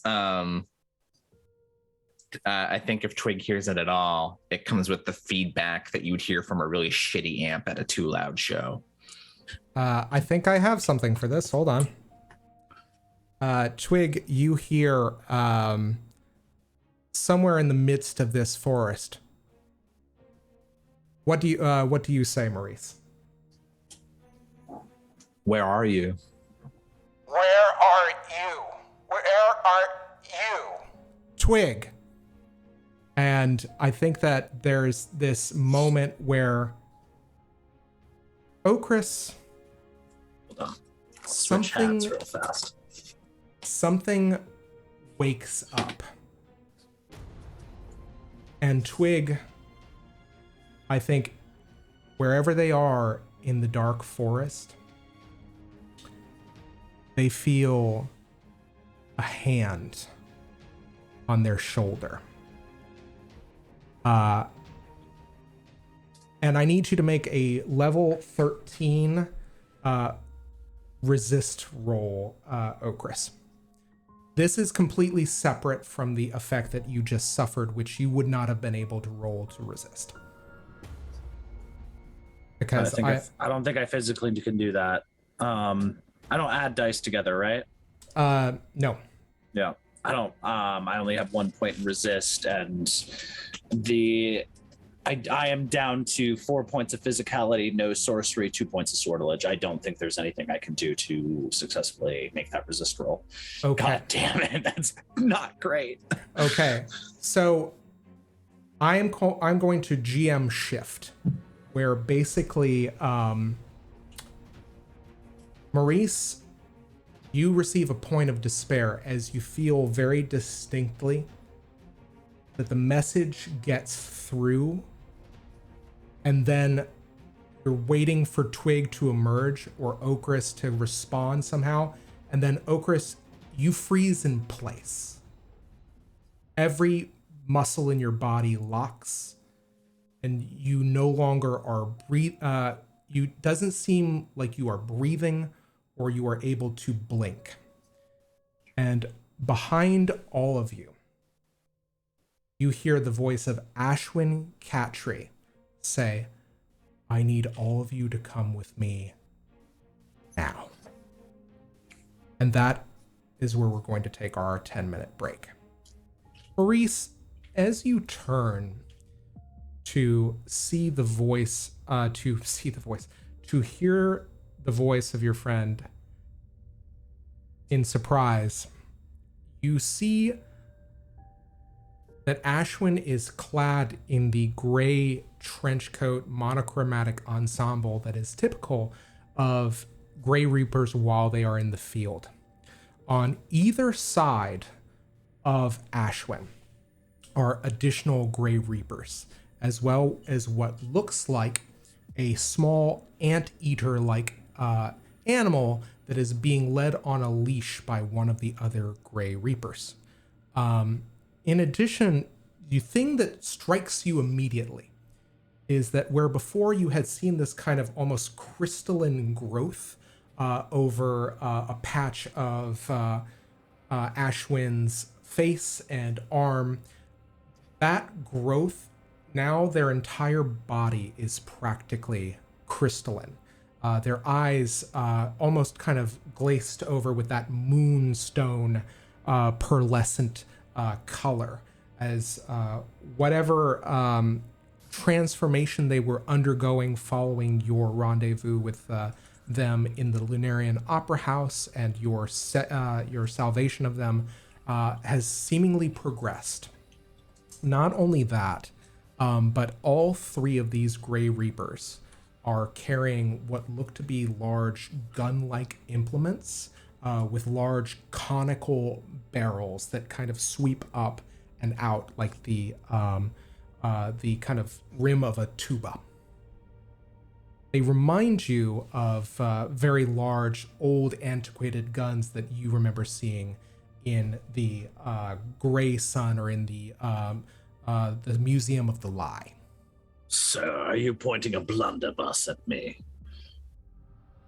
So my question is, and I will say also that all of you, as you take in this scene as well, you notice that Maurice is crackling with power that seems to only now start to suffuse, to simmer a little bit. And what does that look like, Maurice? It looks like it looks like you know how when you slice something with a very fine piece of wire or string, it looks like he's just like kind of crisscrossed with all these things, and they're kind of stretching and moving and going around. So it looks like he's in thousands of pieces, but still remaining whole. Excellent. And as your attention turns to them, you hear a familiar whimper and whine of Duncan as he suddenly stands up and starts barking at the anteater-like creature. Maurice still has his human hand kind of touching Okras's cheek and turns to look at Ashwin and says, "My friend, I don't recall giving you a key." Well, it's very easy to get in when the door has been destroyed. What do you want? This is not a good time. Gav is still pinning Okras to the wall, so I just am envisioning this like The 7-foot-tall fucking bird monster just kind of looking like Gavriel, as you are pinning them to the wall, it is very odd. If you were to adjust your grip, you would feel the indentations of your claws remain in the skin, as though every part of them has frozen. At which point, Ashwin looks at you, Maurice, and says, "This is not on my order. It's on the order of the miller." The miller wants me. Take me. He wants all of you. I can't offer them. And as soon as you say that, all of them raise their blunderbusses and fire. I need each of you to make a 7 dodge. Oh, thank God I have dodge. Yep. Oh, no, I don't. That was mine. Damn it! Question: Is my that end is me thing still going? Yes, it is still, this effect that is holding you is still ongoing. If you were to try to shrug out of it, it would take 3 rests. We can spend a movement bene to boost this? Movement Okay. to boost. Wow. Well, I meant more, is my ability still running It seems to have suspended as well? as well. How did everybody do? I got an 8 with the movement bene. Okay. I also used a movement bene. It was a 6 on the dice, so 7. Okay. I used a movement bene to get 10. Okay. As I can't move. you Can I guys, say, Mhm. Oh, sorry, Zach, but I was wondering if, since the position of Gav is that she is standing pretty much, I'd probably hazard a guess, a little bit in front of Okras, in the position of where the other Hindasa are. Mhm. Could Gav, end up being sort of a body shield here? they are not aiming for Okras.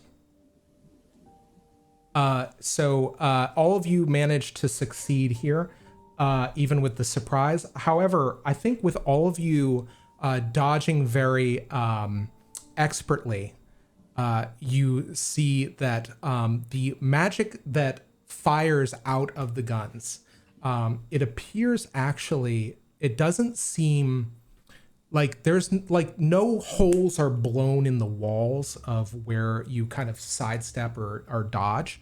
But whatever it is, it's almost like kind of like this effect of kind of gold aura that kind of like manages to kind of like just almost harmlessly kind of like almost like smoke against a kind of a porcelain surface. It just kind of smoke rings out, and that's when you hear Ashwin say, "We don't want to hurt you. The miller wants you taken in alive so that we can talk. This is your last option. There are many more of us waiting behind."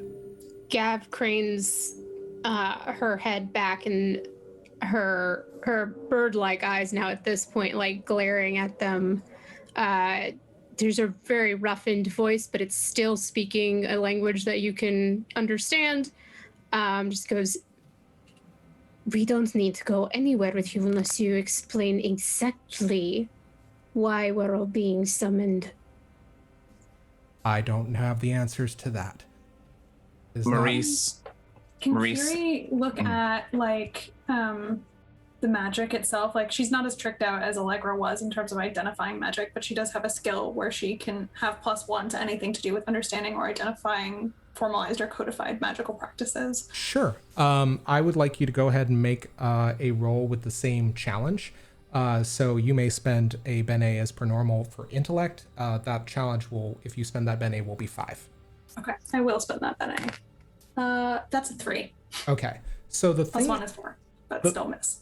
the one thing that you do notice as I will say that with that, you're not quite sure what the magical effect is, but you do notice that as it impacts a wall where there is a strategically placed coffee table and teacup, it looks as though the teacup wobbles a little bit, and upset by what looks to be a loose floorboard in the apartment tenant, the leg of the side table falls just enough for the teacup to come rolling off of it and impact the ground and shatter.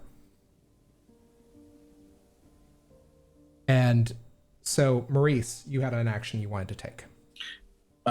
Maurice steps away from Okras and holds up his hands, the tentacle fingers in his human hand, and says, "Ashwin, can I speak to you for a moment? Just a moment." And he looks at you, and he looks at all of the other Grey Reapers who have once again kind of brought the guns to bear. And then for a moment, he nods, and they kind of half lower the blunderbusses, and he looks at you. He says, "Very well, but not try any weaves. Don't try to talk your way out of this." I just want to talk. And talk. And Maurice walks over to the door and says, "In the hallway, if you don't mind." No, we'll talk here. Very well. And he kind of pokes his head out the door. What does Maurice see? Like, are there more Reapers? There are 4 Four in Reapers. the hallway behind. Kind of gives one of these to him, and shuts the door very quietly and says, "Can I offer you some tea?" I had a cup before I left. And this was at the miller's office, and he's walking into the kitchen as if he's hosting a guest and nothing untoward is happening at this moment. Okay. Is there a place for both of you to sit? In the kitchen? Absolutely. Yeah, at which point, if you sit, Ashwin will very carefully, putting the blunderbuss to one side, sit and look at you, not breaking eye contact with you. Maurice puts on a gray Sun electric kettle and gets out a mug and says, "Is this about me leaving?" In some ways, you could say that. You'd tell me if I was in trouble, right? Oh, you're assuredly in trouble. What kind of trouble? Apparently, the miller seems to think that you have access to something ungodly powerful. And not only that, we've been looking for you for a year. Excuse me? Did I stutter? Where is my house right now? We're in Fartown. Where my house has always been. It's moved a little bit. It seemed to have been trying to evade us for as long as possible, but A year. 9 And Maurice months. is saying this loud enough for everyone to hear. And he looks at you and says, 9 months if we're being particular. Sure, I wouldn't begrudge you a little bit of exaggeration. And as he's looking at you, these pearlescent eyes, the color having been like ripped out of the coronas of his eyes, or the irises rather, they're just so kind of implacable as they look at you. Where have you been? I'm not exactly sure, but I'd like to ask you a question. If the miller is right, are you sure that you're acting with the correct knowledge about whatever could be so powerful? Maybe, just maybe, you might be the one with incomplete information. This is how the Hendasa works. One hand doesn't know what the other hand's doing. We had to root out some people. In fact, that guy Marlin that we used to work with, yeah, they found him dead in a ditch in the Hollows. I mean, Marlon was kind of a piece of shit. Yes, but he was also accompanied by other pieces of shit that we had to clean. I only trust the miller. I wish I shared your confidence. Look, I've been to the past, and I met myself, and I didn't learn everything, but I learned why we can't remember. I'm sure that it is a fascinating story. And you Miller can't will want ding. The hot water, the kettle goes off, and Maurice pours a cup and pours a second cup and brings one over to Ashwin. The miller is not where we need to go right now. And I'm begging you as a friend for what I'm realizing now is maybe the dozenth time and the last couple times we've interacted. Please. Let us go. He said you might say something like this. And he reaches into his pocket and he pulls out a small bundle. And he says, he said to give this to you. Right, what do I see? And he gives you this kind of wrapped cloth bundle. Maurice kind of glances out into the living room where everybody's just kind of like standoff and takes the item and unwraps it.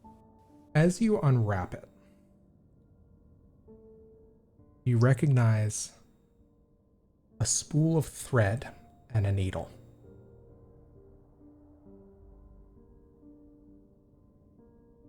Player knowledge, character knowledge, I don't remember this. 1 second.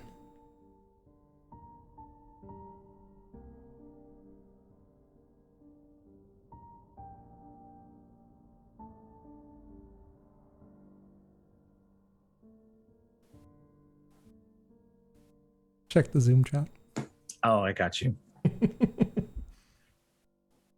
Maurice kind of sits back and kind of slams the mug on the table. Son of a bitch. Son of a bitch.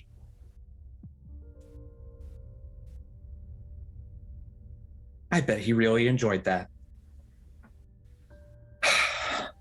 Ashwin, I hope we get to hang out again soon. I'm scared of what might happen.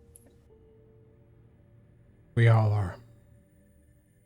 And Maurice stands up, drinks the tea too fast, and it's a bit too hot, and puts it down and walks out and says, I think we need to go. Although, and he starts pointing at Okras. Okras needs some help. I think they're frozen. And at which point, I think that Ashwin snaps their fingers and a bunch of the waiting Grey Reapers from behind the hallway open the door, begin kind of walking towards the frozen Okras, and then kind of bodily, if you guys will let them, will basically pick up Okras as though they are Han Solo frozen in carbonate. How long does this effect last? It's a very powerful effect. I have crime waiting to happen. Crime may very well happen, but not at this moment. I think Gav is the one that is ultimately holding on to Okras. I mean, the Hindasa are more than welcome to come up and attempt to take them from her, but I think that at a nod from Maurice, Gav is going to put her trust in him and just claw by claw release as those like now full predator hawk eyes are just boring into whatever unfortunate Hindasa is trying to take Okras away from Gav right now. Yeah. I think Kyrrie is watching this happen and watching as like Okras is being moved by these Hindasa, like walking past her. And it's almost like something just snaps in her eyes and she goes, no, wait just 1 minute here. Yeah. Who's the miller? And Maurice says, a friend of your sister. That doesn't exactly make me want to go visit them, whoever they are. Oh yeah, that was a poor choice of words. A familiar face. Oh, familiar, Gav says as she ends the Eye of Amanda spell and goes back to her semi-regular human appearance. Whatever. It's utterly fascinating to watch you all debate this, but really we should spend a lot more time moving. Maurice looks at Ashwin and says, "Hey, my friend, we're just trying to do our best not to kill you, okay?" Yes, I'm really trying here. Somebody ought to give me a medal. And Maurice mouths back at her, "I'm so proud of you." He looks over to Kyrrie and says, "Do you trust me?" That's a big question. I mean, don't answer that if you don't want to. Are you asking us to go with them? I think, given what I've just learned about when we are right now, it might be the safest place to be. Safest? Okay. Okay, but only if this is going to be explained. And we reserve the right to walk out of there if we so choose. I don't think anyone could stop us. All right. I'll give it 10 minutes. If in 10 minutes they can't explain what we're doing there, I'm gone. Okay. So as all of you are walking out, flanked by these gray reapers, all of whom are carrying these odd weapons, several of them are carrying Okras as though they were a coffin and they were pallbearers. Making their way out, there is a very large wagon, almost kind of like the Saturnine equivalent of a kind of unmarked black van, which I am going to I'm going to turn a card to see what form it takes. Oh God. Ooh. Yeesh. Oh wow, this is the Jackal, which is the nemesis of mysteries, rats, mirrors, and stone, intimidation, power, ruthlessness, dark magic, and necromancy. Very lucky that I pulled this for something meaningless. There better not be more fucking feet, Zach. The Jackal bides his time, waiting to escort us into death personally. No, it is a massive hearse that is pulling you in. There are two of them. They are kind of almost kind of like monochromatic. Like think of them as like something you would see in like a 1930s film. Like something straight out of like The Third Man or something like, well, no, it's more along the lines of kind of like a period drama. So there's like a horse and buggy, but they're all monochromatic. They're all gray. And these two wagons, one of them, Okras is loaded into with about 4 or 5 of the other Gray Reapers. And the remaining 3 Gray Reapers, including Ashwin and the Anteater-like creature, pile into the second, and you are moving en route to what all of you recognize as the route to the Acclimation Center after you get your bearings straight. So with a surreal world like a surreal city like that of Saturnine, it is hard to tell where things may have changed over the course of a period of time. So I'm actually going to I'm going to switch this music real quick.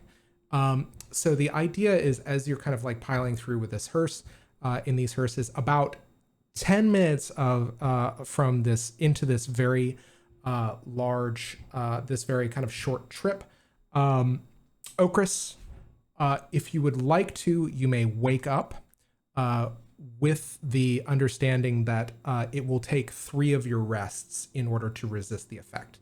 Basically, the amount of time that it would take to recover and use all 3 rests represents your recuperation from this magical effect, whatever it is. What do you do? Do I get a sense of how long it's going to last if I don't do that? Indefinitely. I will say as a player, that speaking as a GM, I will say an indefinite amount of time unless you choose to do this. Am I positioned in such a way that there are people watching me? You are surrounded by 4 Grey Reapers, 1 driving. All of them are pointing those, what look to be these strange weapons at you. If you Are we all in the other vehicle? Yes. Oh shit. Can we not? Can we resist that? Like, could we try? Can we not to resist all being in be- the other vehicle? Do we have a host of guns pointed at us too in the other vehicle? No. I will tell you this. I will go ahead and say it's probably a bad idea either way. My question is, would you guys say, no, we're going into the van? Or not into the van, into the hearse with Okras? Kyrrie would. Yeah, I mean, I don't think I'd want us to split up. Okay. All right. That makes more sense. I will say this. It is very cramped in here. There are at least 4 Grey Reapers, all of them with those blunderbusses pointed at Okras. Rose. Okay. I'm not meta acknowledging this. Cool. I am going to say this. All of you may prepare an action in the event that you wanted to do something in the event that Okras wakes up. Okay? I'm giving this as fair a shake as I can. Cool. I'm gonna do that, and that means that my ability, which was on hold, kicks right back in, Okay. which you previously stated. Yes, I did. So as this armor of entropy reasserts itself, that is when all of the held actions for the blunderbusses fire. So all of them focusing point blank at you. I need you to make 4 resistance rolls, and you need to beat a 7 on each. Okay. I'm gonna use Sortilege for the first one. I have a 1 Bene in that. That is a 0 and a 2. That's a fail on the first one. Or sorry, Sortilege Bene. The second roll is a success with a total of an 8 on the Sortilege dice, a 6 on the other. Okay. Third roll, I'm out of Sortilege, so it's just... That is an 8 plus 1, so that's a 9. Okay. Fourth roll is a 7 plus 1, so an 8. Okay. So I will... Sortilege did nothing for me. Okay. So how many successes was that? 3, right? Yeah, 3 successes, 1 minute. Okay. Is that right? Yeah. So the blunderbuss takes effect, the first one that hits you. As you try to rise up, there is a bar spanning the center of this hearse that allows you Oh, I'm not trying to rise up. Okay, what are you doing? Oh, I'm going to try to make the floor drop out. If I have an action, then I'm going to try to consume the reality of the floor of this hearse. Okay, so those are 4 actions that have transpired from... I will say this. Would you guys have held an action? Gav certainly would. Oh, yeah. This is feeling like a POW situation, and having recently spent a good chunk of time in war, fairly recently on both counts, I think she's reverted to a lot of her inner instincts. Oh, Boise, though. This stuff is way too OP for these poor people that are in the car with us. Okay. What are you doing? Well, I think I'm gonna demon shriek at the poor person that fired first. Okay. All right. What's that do? Describe for me that ability. Because she was focused on the people with guns pointed at Okras, so the minute the gunfire went off, she reacted to them. Yeah. So Demon Shriek is, I summon an incorporeal demonic entity that physically assaults a nearby being, inflicting 1 anguish and forcing them to lose their next turn. Okay. Go ahead and roll. If you can hit a 7, that is what you need. Hang on, there's more to this. If the being resists the shriek, I can potentially suffer the damage unless I resist it. Okay, cool. Give it. Okay, what was the number again? 7. Remember to add the level of your demon shriek. Yes. Handily, that was a 7 already on the dice. So with the level that plus 1 die. Let's just roll to see if I get a 9. Okay. No, that's a 2. Okay. The person that fired holds their head in agony. Kyrrie, what do you do? So Kyrrie, her held action, Wadi's weightlessness, level 4, plus 1 die. You are weightless and immune to gravity for the duration of the spell. Very quick to cast. Does not actually use an action. Colors green, depletion 0 to 1. Check each hour. So if the floor is going to drop out of this car, she is going to be floating at the ceiling of the car and therefore have a line of sight down to others, including the people with guns. Okay. All right. Finally, Maurice, is there anything that you would have prepared? Maurice was preparing to do the stealthiest weave of his life to get the group telepathy that he has done so many times before with this group and begin telling them that everything's okay and they don't need to do anything rash. Message received. Too late. I resist that. Can't hear you. You may. You'd like to leave a message. I will tell you this, because Okras is unwilling. Maurice, what's the level of the weave? This has got to be low. I've done it many times before. Let me take a quick look. It was telepathy by touch. Doesn't matter. I failed. Okay. Boosted by however many other people I need to give it to. I assume a 2 does not do it. Probably not. Maurice? What's the mechanic here? Did a 2 beat the level of your weave? Telepathy by touch is 3 plus the additional people. So okay. So whether you like it or not, the Spider Prince is trying to communicate to you and say, "Hey, everything's fine. Everything's okay. How are you?" And the word he says, "Everything's fine."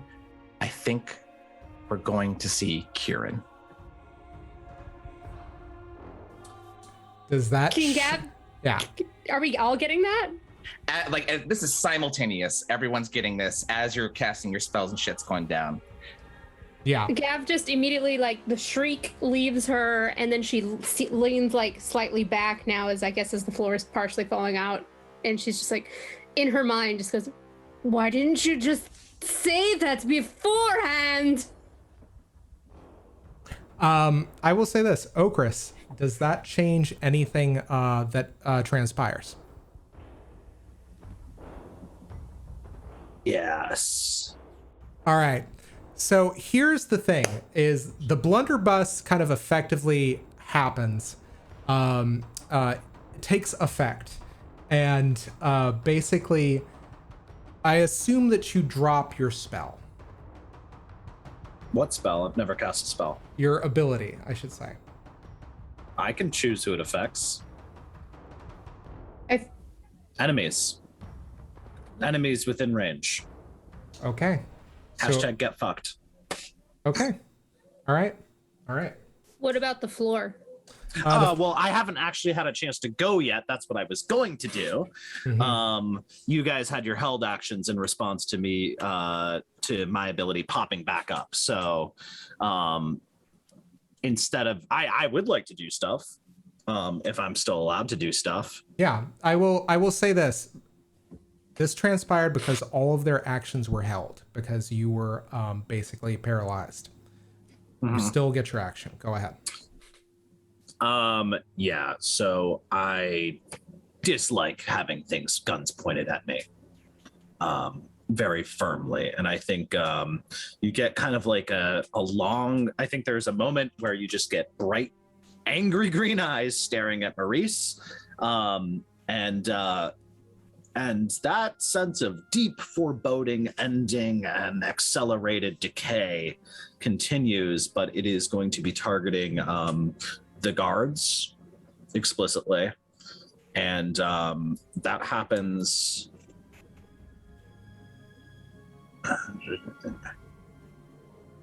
I guess that just happens at the beginning of my turn. Mm-hmm. And then I would like to destroy the blunderbuss that just shot me. Okay. Using leech reality. Okay. So the way that the blunderbuss works, as you are basically, as you've already suffered one shot from this thing, basically what it does is it reduces the levels of your abilities by 3. Rude. So basically it's a blunderbuss. And the idea is that as you try to leech the reality out of this, I think you successfully destroy the blunderbuss, but it seems like your ability is doing significantly less damage over time. So if it were to leech the ability 3 points, how much damage would you be doing? And how much armor would you have? A lot less. Well, so the end is near is a separate ability that is a level 6 ability. That is what's triggering right off the bat on my turn. And that is so that means it's reducing the whole ability down 3 points. Well, that sucks. So it just means all the enemies within near range of me take 1 damage per round. Yeah, because it's for every 2, so I guess we're just going to assume that gets rid of both of the extra levels that I spent. So I have 1 armor, and they all take 1 damage per round. Okay. Yeah, and as I think all of you see, basically, that the blunderbuss, the shots are not meant to actually wound or hurt you. They are to kind of contain you, or your abilities at the very least. Is this abilities and spells? Do I feel... You feel like if you tried to do a spell, it might be different, but you have no sorcery. And I've got physicality, baby. Okay. Go ahead. What do you want to do? That's right. Can't keep me down. I'm full of... I've got 3 brain cells, and they're all for smashy. That's going to go ahead and be Myrmidon strength. I'm down to 1 physicality. Okay. So what does Myrmidon strength do? My melee attacks inflict additional damage. I have great strength in combat. My melee attacks inflict additional damage equal to the spell plus something's level. Depletion 0 to 3. Check at the end of each combat encounter. Okay. Ends automatically when the sun rises or sets. Okay. All right. So they have attempted to do this. They've attacked you once. You have the Myrmidon strength. So they all take 1 damage unless they resist it. I think that because they're all level 7, they don't suffer any damage. Gross. So basically, I think what they're going to do is one of, like, seeing you respond to the weapon and destroying one, that one is going to try to subdue you. The others are going to follow suit. One is going to hold the blunderbuss, and one of them is just going to yell, "Stand down! Stand down! We don't mean to harm you." Doing a You hear job. Maurice's voice in all your heads. They're telling the truth. And you hear Okras' voice. And why should I believe a damn thing you say? Super fair. Sorry. Kyrrie, I will point out, is starfished on the ceiling, looking down at all of you. Yeah, this is. And Gavriel, what do you do? One of the guards is definitely out of commission from a demon shriek. They have an anguish and they've lost a turn. Mm-hmm. And I just think, like, you could see the facial expression change be due to Maurice's belated reveal of who they're actually going to see.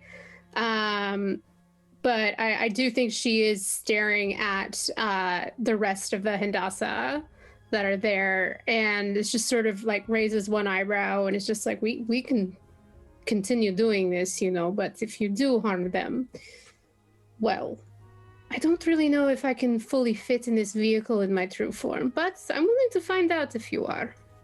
and Maurice says this out loud for the rest of the Reapers to hear. Says like, that was a little moment of excitement, and I think it's passed, and I think we're gonna be okay. I think As soon as he says that, Okras wants to cast punch. You may certainly try. Okay. All right. while this happens, I think Kyrrie is like poking her like mirrored sortier like down into the Hindas's faces, like don't try anything.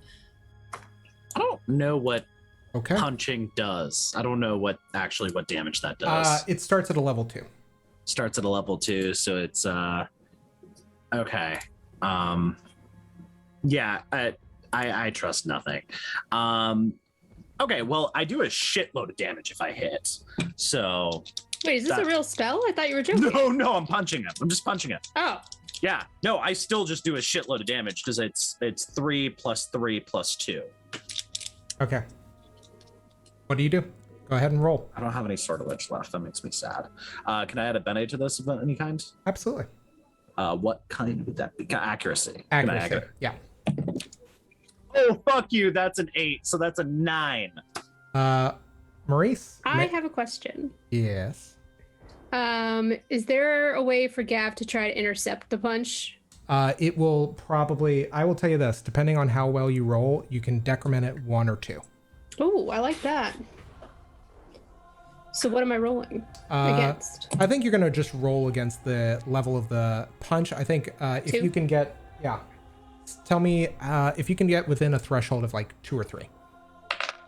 Yes. Unfortunately, I rolled a 9. Okay. All right. So you decrement this punch by 2. Down to a 7. Down to a 7. Maurice, go ahead and give me a dodge roll. Oh, I'm not punching Maurice. I'm punching a guard. You're punching. Oh. Okay. Oh, I'm sorry. Was that not clear? No, it I wasn't. totally thought I you were thought you were going to punching deck Oh, I'm Maurice. so sorry. No, I'm not punching Maurice. I'm I'd punching love to the guard. retract what I just said. Okay. All right. In which case, 9 beats the level of this guard. How much damage do you do? Lethal lore plus Myrmidon strength plus. It's 2 points of damage or 1 point of damage for a punch. 2 for a punch to start. So that's 8. I don't have Red Sun's Road active. It's just 8. It's just 8. 8 points of damage. Just yeah. 8 points of damage. You punch this guy so hard. I think that he is on the brink of death. At which point I'm gonna turn a card to see if they can keep their cool. I will tell you this. Technically, another card I think should have been drawn for the spell of Myrmidon Strength. Myrmidon strength, yeah. Okay, so Myrmidon's strength was the questing knight, which is the apprentice of Vision, Swans, Blades, and Water. The meanings are justice, journey, determination, achieving goals. The apprentice of the Vision's family, the questing knight, is a stalwart and focused individual seeking justice, but over the long term. The quest is long and hard. Success, however, comes to the persistent and the determined. This card suggests determination is needed for success, but it indicates that such success is within one's grasp, particularly if such a turn of events is just and right. It can also mean that success, still likely, comes only at the end of a long journey. An NPC in need is looking to help to achieve something. Someone has to go on a long journey. An NPC becomes very determined. An NPC succeeds at their goal. Okay. Nothing stops the knight and their consecrated steed. No journey too long, no quest too difficult keeps them from their goal. Okay, so that is the first for the Myrmidon strength. I think that translates to is you were very determined to basically end everybody as much as you could. And I've just drawn a card. Let me go ahead and show everybody just how many cards we've drawn. We are now have the Dangerous Elixir on the Testament of Suns, which is it strengthens indigo and it weakens gray. Meanings: power, transformation, risk, and consequences. Powerful magic comes in small, perhaps even innocuous forms. The Dangerous Elixir proves that to be true. It is powerful and transformative, but is it a boon or a bane? Are the potion's effects harmful or helpful? It's all about the risk you're willing to take and the consequences you're willing to face. This card turn offers power, but at a risk. Power can backfire. The dangerous elixir promises transformation, and that can be literal or figurative. It might transform a situation, changing the outcome of events, but there's still always that risk. Something's going to change, but will it be good for good or bad for the person in question? Should one turn the alchemist and the dangerous elixir consecutively, this is called the ultimate transformation, and it suggests total and complete upheaval of the situation and possibly someone involved in it. Okras, would you go ahead and make me a perception roll? That's an 8, and with that, let me actually double check to make sure I actually have. I am not fully familiar. I will use my last perception, but for a 9, just in case. I think that at this point, the cab opens, and you see through the cab window Ashwin. You see him quickly quaff what looks like a potion of some sort, and he looks and he says, "You want to hit anybody, you hit me."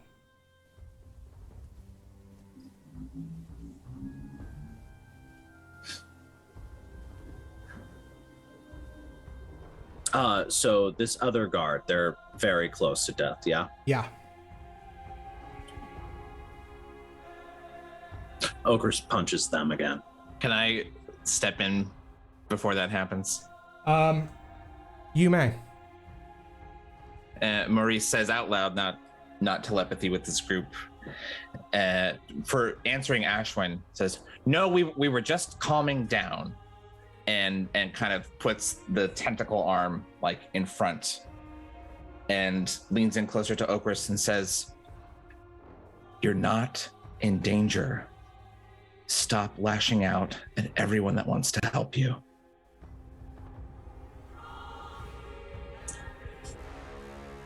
And the question, this link, can everybody hear that, or is it This was out loud to everybody, but I know. We have a telepathy link with the 4 of us. But if I say something, everybody else hears it, or can I say something directly to one I would person? say since Maurice is controlling this telepathy weave, it's like a group chat.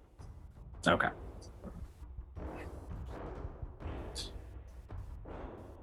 Thus far, I've seen this is all mental. Thus far, I've seen absolutely no semblance of help being offered from you or yours.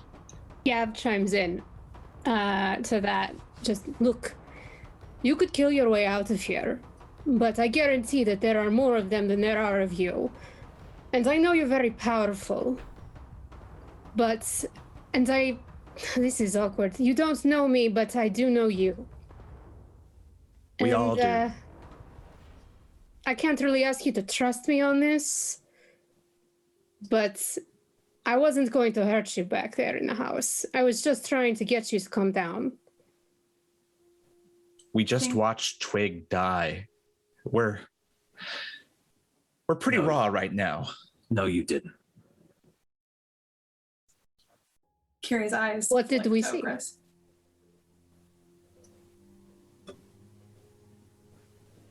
Nothing of importance. Why is Allegra here? Where's the rest? Allegra? You're not. No. No, why would you think that? Because you look exactly like her, except for the hair. I do not. I resent that. She's my older sister. And you hear from the cab, "We're here. Are you going to come peacefully?"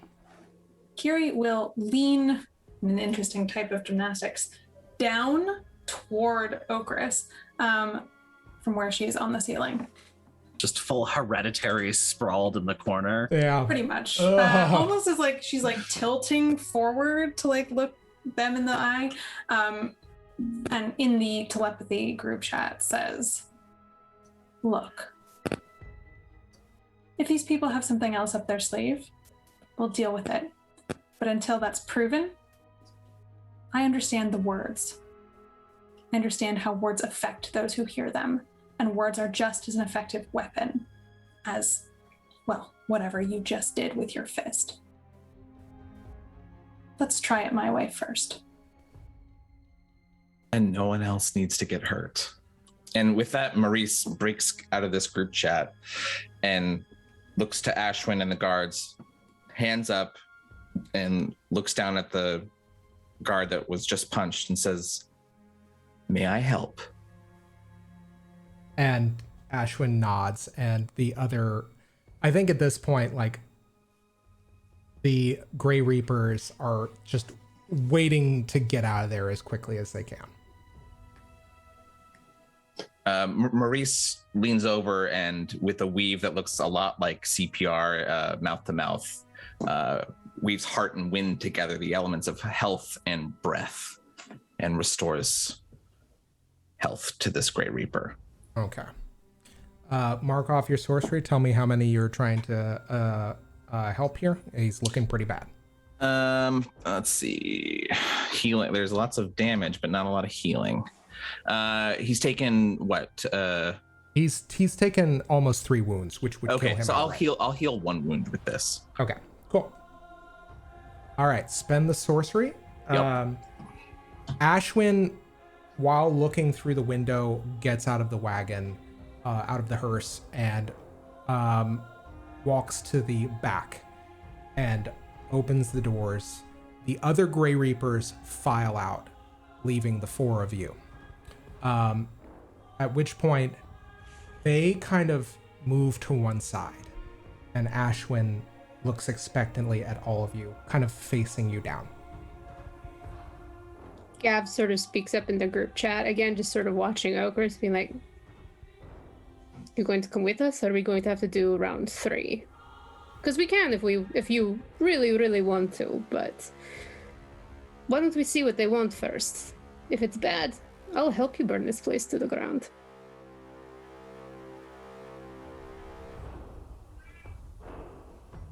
And Okras just nods. All right. And We're in the cab. We're getting out. yeah, Maurice gets out and goes to put a kind of an arm over Ashwin's shoulder, very, colleague-like, and says, "So, I think I have 2 dogs now, and one of them is real. Could you make sure they're both okay?" and I will say that he looks at you and says, "We'll check on the other dog, but Duncan's in the other hearse." What? That's so like him. And he just looks at you and he says, "That is the one kindness I have afforded." You've done so much more, and you know that. No, we're not playing this game. You're a great guy. You're a great guy. You've been gone 9 months. This isn't a matter for jest. And you missed me. Everybody in, and just you guys find yourselves at the very front of that same brutalist building, the Acclimation Center. And the same building Twigg saw Mac running up the steps out of. That Gavriel, you found out that Marlin had been tampering with your records. Maurice, the same place that you've been working at for however long before circumstances changed. And this time, as they kind of walk you through the doors, Ashwin begins kind of leading you through the facility, past the places where all of the kind of liaisons would typically welcome new people to the actuality, past the places where functionaries like Thomas Kildred would do their work to usher people messages from the Pale Sun to new members of the actuality to find their family, and you begin ascending the facility stairways, the same stairways that you saw Mac rush up, and you realize that they are taking you to the facility predominantly where the Grey Reapers, from which they typically operate. All of you are you see this already Spartan building getting even more Spartan as you ascend, And as you kind of walk towards this one kind of large chamber that is at the heart of this floor, you see it is a oblong chamber, very much ovaler, kind of long, oval shaped. At the center of it, you see a person, at least you think it is a person, that seems to be wearing a suit that of some sort. Their appearance seems to be changing. With every person that looks at them, you see facets of different people. It's kind of like the changing suits from a scanner darkly. They seem to be rotoscoping in and out of these forms, some fat, some thin, some short, some tall, but always the same thing you see is, in lieu of eyes, there are these two globular lights that are kind of what seem to be almost like lights punching through cloth, and they are bright red, and you hear what is indubitably the miller say to the Gray Reapers around you in a voice that seems to change and to modulate. Leave us. This business is too important for us to leave to the rank and file. This is for our eyes only. Understood? And Ashwin nods, and the other Gray Reapers leave. At which point, as soon as the very last Gray Reaper goes through the doors of this chamber, and at the other side of this chamber, past this figure, is what looks to be a gate made of ivory, stacked bones of some sort, all carved with magical symbols. At which point, after everybody has left this room, immediately this figure pulls their hand over their nose, strips off whatever the hood of this suit is, and Kieran von Milas is looking at all of you and just says, "Did it have to be this fucking hard?" And that is where we're going to end tonight's session. So guys, thanks so much for joining us. It has been really great to return to form. We've got ourselves a wild card now. We'll see how that shakes out in the future. But guys, thanks so much for joining us. I am so grateful that we got a chance to run. So everybody go ahead and give your shout outs one after the other, starting with Marcy. Hello. I'm so excited to be back. I already cannot nap fucking cliffhangers. I'm gonna be back at it again in 2 Sundays, and I'm just gonna have to sit here and be haunted by that for 2 weeks. It's fine. Well, thanks everyone for watching. You guys need to check out everything else, all the other cool shows that we have on Manapod Studios. If you're not completely sick of either myself or Hopper, well, you could tune in on Tuesday, because Flights of Fandom is having its final episode for our Gotham set game, Escape from Arkham. It's going to be Tuesday night, 8 p.m. Eastern Time. Join us. I'm sure everything will be fine. You know. We've got a couple of other great stuff that's heading up that particular show. If you want to know more, you're just going to have to tune in and find out. Awesome. Next up, Bill. Oh, let's see. I'd like to plug some more news with Cody Johnson. If you don't know what news is, he's going to tell you what it is. And I also like to plug the only science podcast in existence, Bewilderments in Scientifics with Professor Scott Bugg. Be sure to check that out. Excellent. Hops. Still me, regrettably still Hopper. And I, like Marcy said, you can find me on this coming Tuesday for the finale of our Gotham's 11 arc on Flights of Fandom. And I'd like to throw a shout out to Encounter Party, which is a really rad actual play edited podcast. So it is, and it is their first few seasons have been set in the world of Ravnica of Magic the Gathering fame, and they've got some new exciting stuff coming down the line, and we await with bated breath. And also a quick shout out to Jeff Stormer again, any award-winning game designer Jeff Stormer, check out all of this stuff, it's super rad. Awesome. And I realized I did the order wrong, but Marissa, do you have any shout outs for us? Yeah, so I am a writer and editor on an in-development TTRPG project called Omens Rising, which is a very cool science fantasy system inspired by JRPGs. We've been doing early alpha testing over the course of the summer, so you can come see what we're all about on Twitter at Omens Rising, and then this Tuesday evening, EST, you can join us on Lost Worlds Archive for the launch of the 6th and final alpha playtest, so that's August 31st at 8:30 p.m. Eastern. And finally, guys, I just realized that I skipped over character recaps, emotional arcs, all that type of stuff. Do we want to do that here, or should we do that off stream? Y'all's call. I'm comfortable doing it here. Yeah. Okay. Gavriel, joy, despair, character arcs. No character arcs touched right now, seeing as I have finished all of mine and I have not yet leveled, so I have not bought any new ones.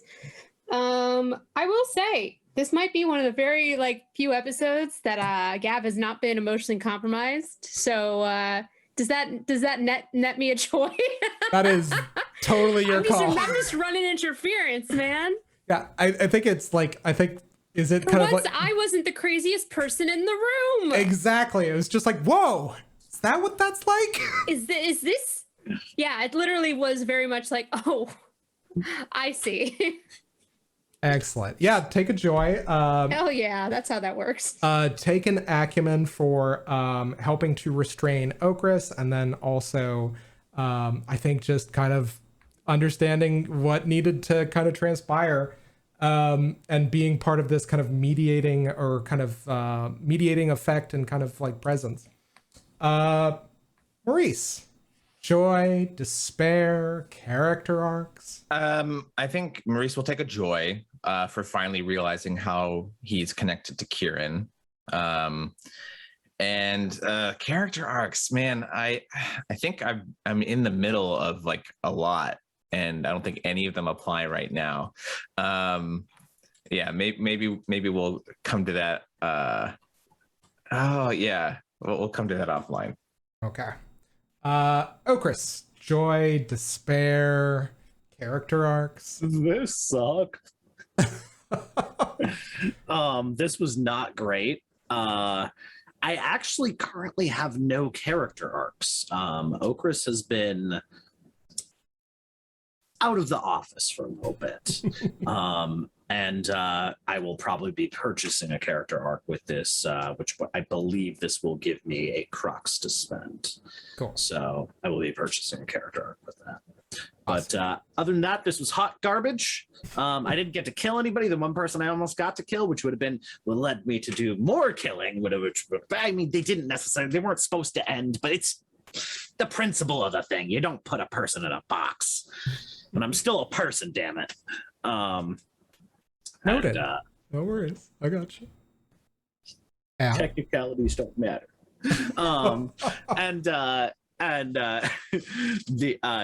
Overall, this was not great. I think pretty much the one high point is that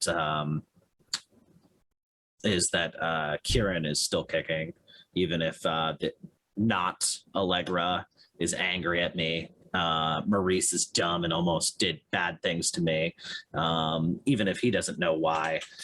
I don't know. This is fine. This is fine. And then finally, Kyrrie, joy, despair, character arcs. I I think we're going to chalk up one big fat despair because we still have no answer about where Twigg is.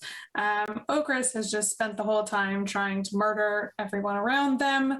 Kyrrie has been stuffed into a black car without any explanation and then suddenly sees Kieran in front of her. And also we haven't addressed any of what just happened to her, Zaleska or Seeds of Knowledge and Truth. So, there's just a lot happening for Kyrrie, and a lot of it is just kind of, it feels sort of like an extra limb, like it's outside of her, what's actually her.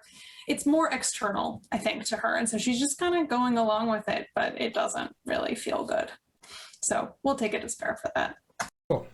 Well done. And everybody who helped to resist Okras, make sure you count that one acumen and kind of help mediate this conflict. Make sure you're counting that. Okras, I will say, go ahead and take one acumen for putting up a hell of a fight. I just want to point out, if I had killed that dude, I could have probably spun that into murdering the rest of them too. And I didn't. Must not have seen that ending. I will. I wasn't there. It just wasn't there, and Maurice very convenient. I am gonna. Things would not have gone as well for you as you think they would have. But anyhow, I will go ahead and say very last things for shout outs. We have a bunch of really cool shit coming up. So one, big shout out to Martina Da Silva and to Dan Shimolinski, who are collectively responsible for, along with Bill, who wrote the Vizsla specific lyrics for. That was the hard part. Yeah, absolutely. The Goodbye and Good Luck, our new theme song. Or Goodbye, Good Luck, our new theme song. So special thanks to them. I do want to make sure that I also recognize that we use all of our kind of ambient music from Kai Engel, who has been a huge champion of, or kind of like a huge resource for the show, and who also was previously responsible for our primary theme song. So go check his site out at kai./engel.com because we're still going to be using that stuff for Twitch, and we're just gonna, any kind of dollar or kind of goodwill you can spread to Kai would be very much appreciated. Podcast news. So the cool thing about the podcast is that I have done early passes on at least about 4 or 5 episodes at this point. So we're hoping to, as soon as we have about 7 or 8 in the can officially finished, that we're going to be able to release the first 2 to give you a sense of what the world is and the world building, as well as the first episode. And then thereafter, we are going to start releasing those every other week. So the idea is for all of this to hopefully happen, if not end of September, then mid to late October. So look for that pretty soon. I'll have to kind of still discuss with the cast kind of what this is going to look like. So one other thing I do want to kind of seriously talk about, I know we have a very limited amount of time, and I'm very grateful to my cast for their time. The thing that I wanted to speak about was some of the hate raids that have been going on in Twitch, specifically targeting LGBTQIA+ streams, as well as streams featuring African-American voices. And it's incredibly important to us that, speaking frankly, I was prepared for all of us to get hate raided today. We received kind of a notification that one of their bots had been kind of infiltrated our follower list, and if I had clicked on that, it would have taken our IP address, and they would have ostensibly tried to grief us, as basically we had everything from a panic button to kind of follower like block lists kind of added through Commander Root, all that kind of stuff. And it's real surreal that this is something that we have to account for while Twitch kind of works in the background in tandem to try to address without too much information. So even though we're a small streamer, small stream outfit, this kind of stuff, it affects everybody, not just small ones, but also large ones. I think I read recently where Twitch's top streams actually got rated one day on the Twitch homepage. So one thing that a lot of people are doing is to end their subscriptions to Twitch and to walk out or to not stream on September 1st to express solidarity with the people that are being hate rated. I cannot speak for the entire channel. I am going to confirm that is the action that we are going to take. But as soon as I confirm that, I will communicate that to everybody and to all of our followers. And we encourage you, while we appreciate your subscriptions, and we're so grateful for them. If you think that you can help the cause by ending your subscription and doing right by those people who are hate rated, please do. Because the only way that we can read a loud and clear message to Twitch is if we hit them in the pocketbook. So all of that being said, I just want to say that I'm very grateful to all of you who joined us for the new season. I think that it's going to be really great seeing what these characters do next with this kind of next set of arcs, and I'm looking forward to all of you joining us to find out more about that, regardless of which platform we may be doing it on. So from the bottom of my heart, I think from all of us, may you be well, may you be healthy, may you be good to the ones that you love, and may the invisible sun shine on you all. Thank you.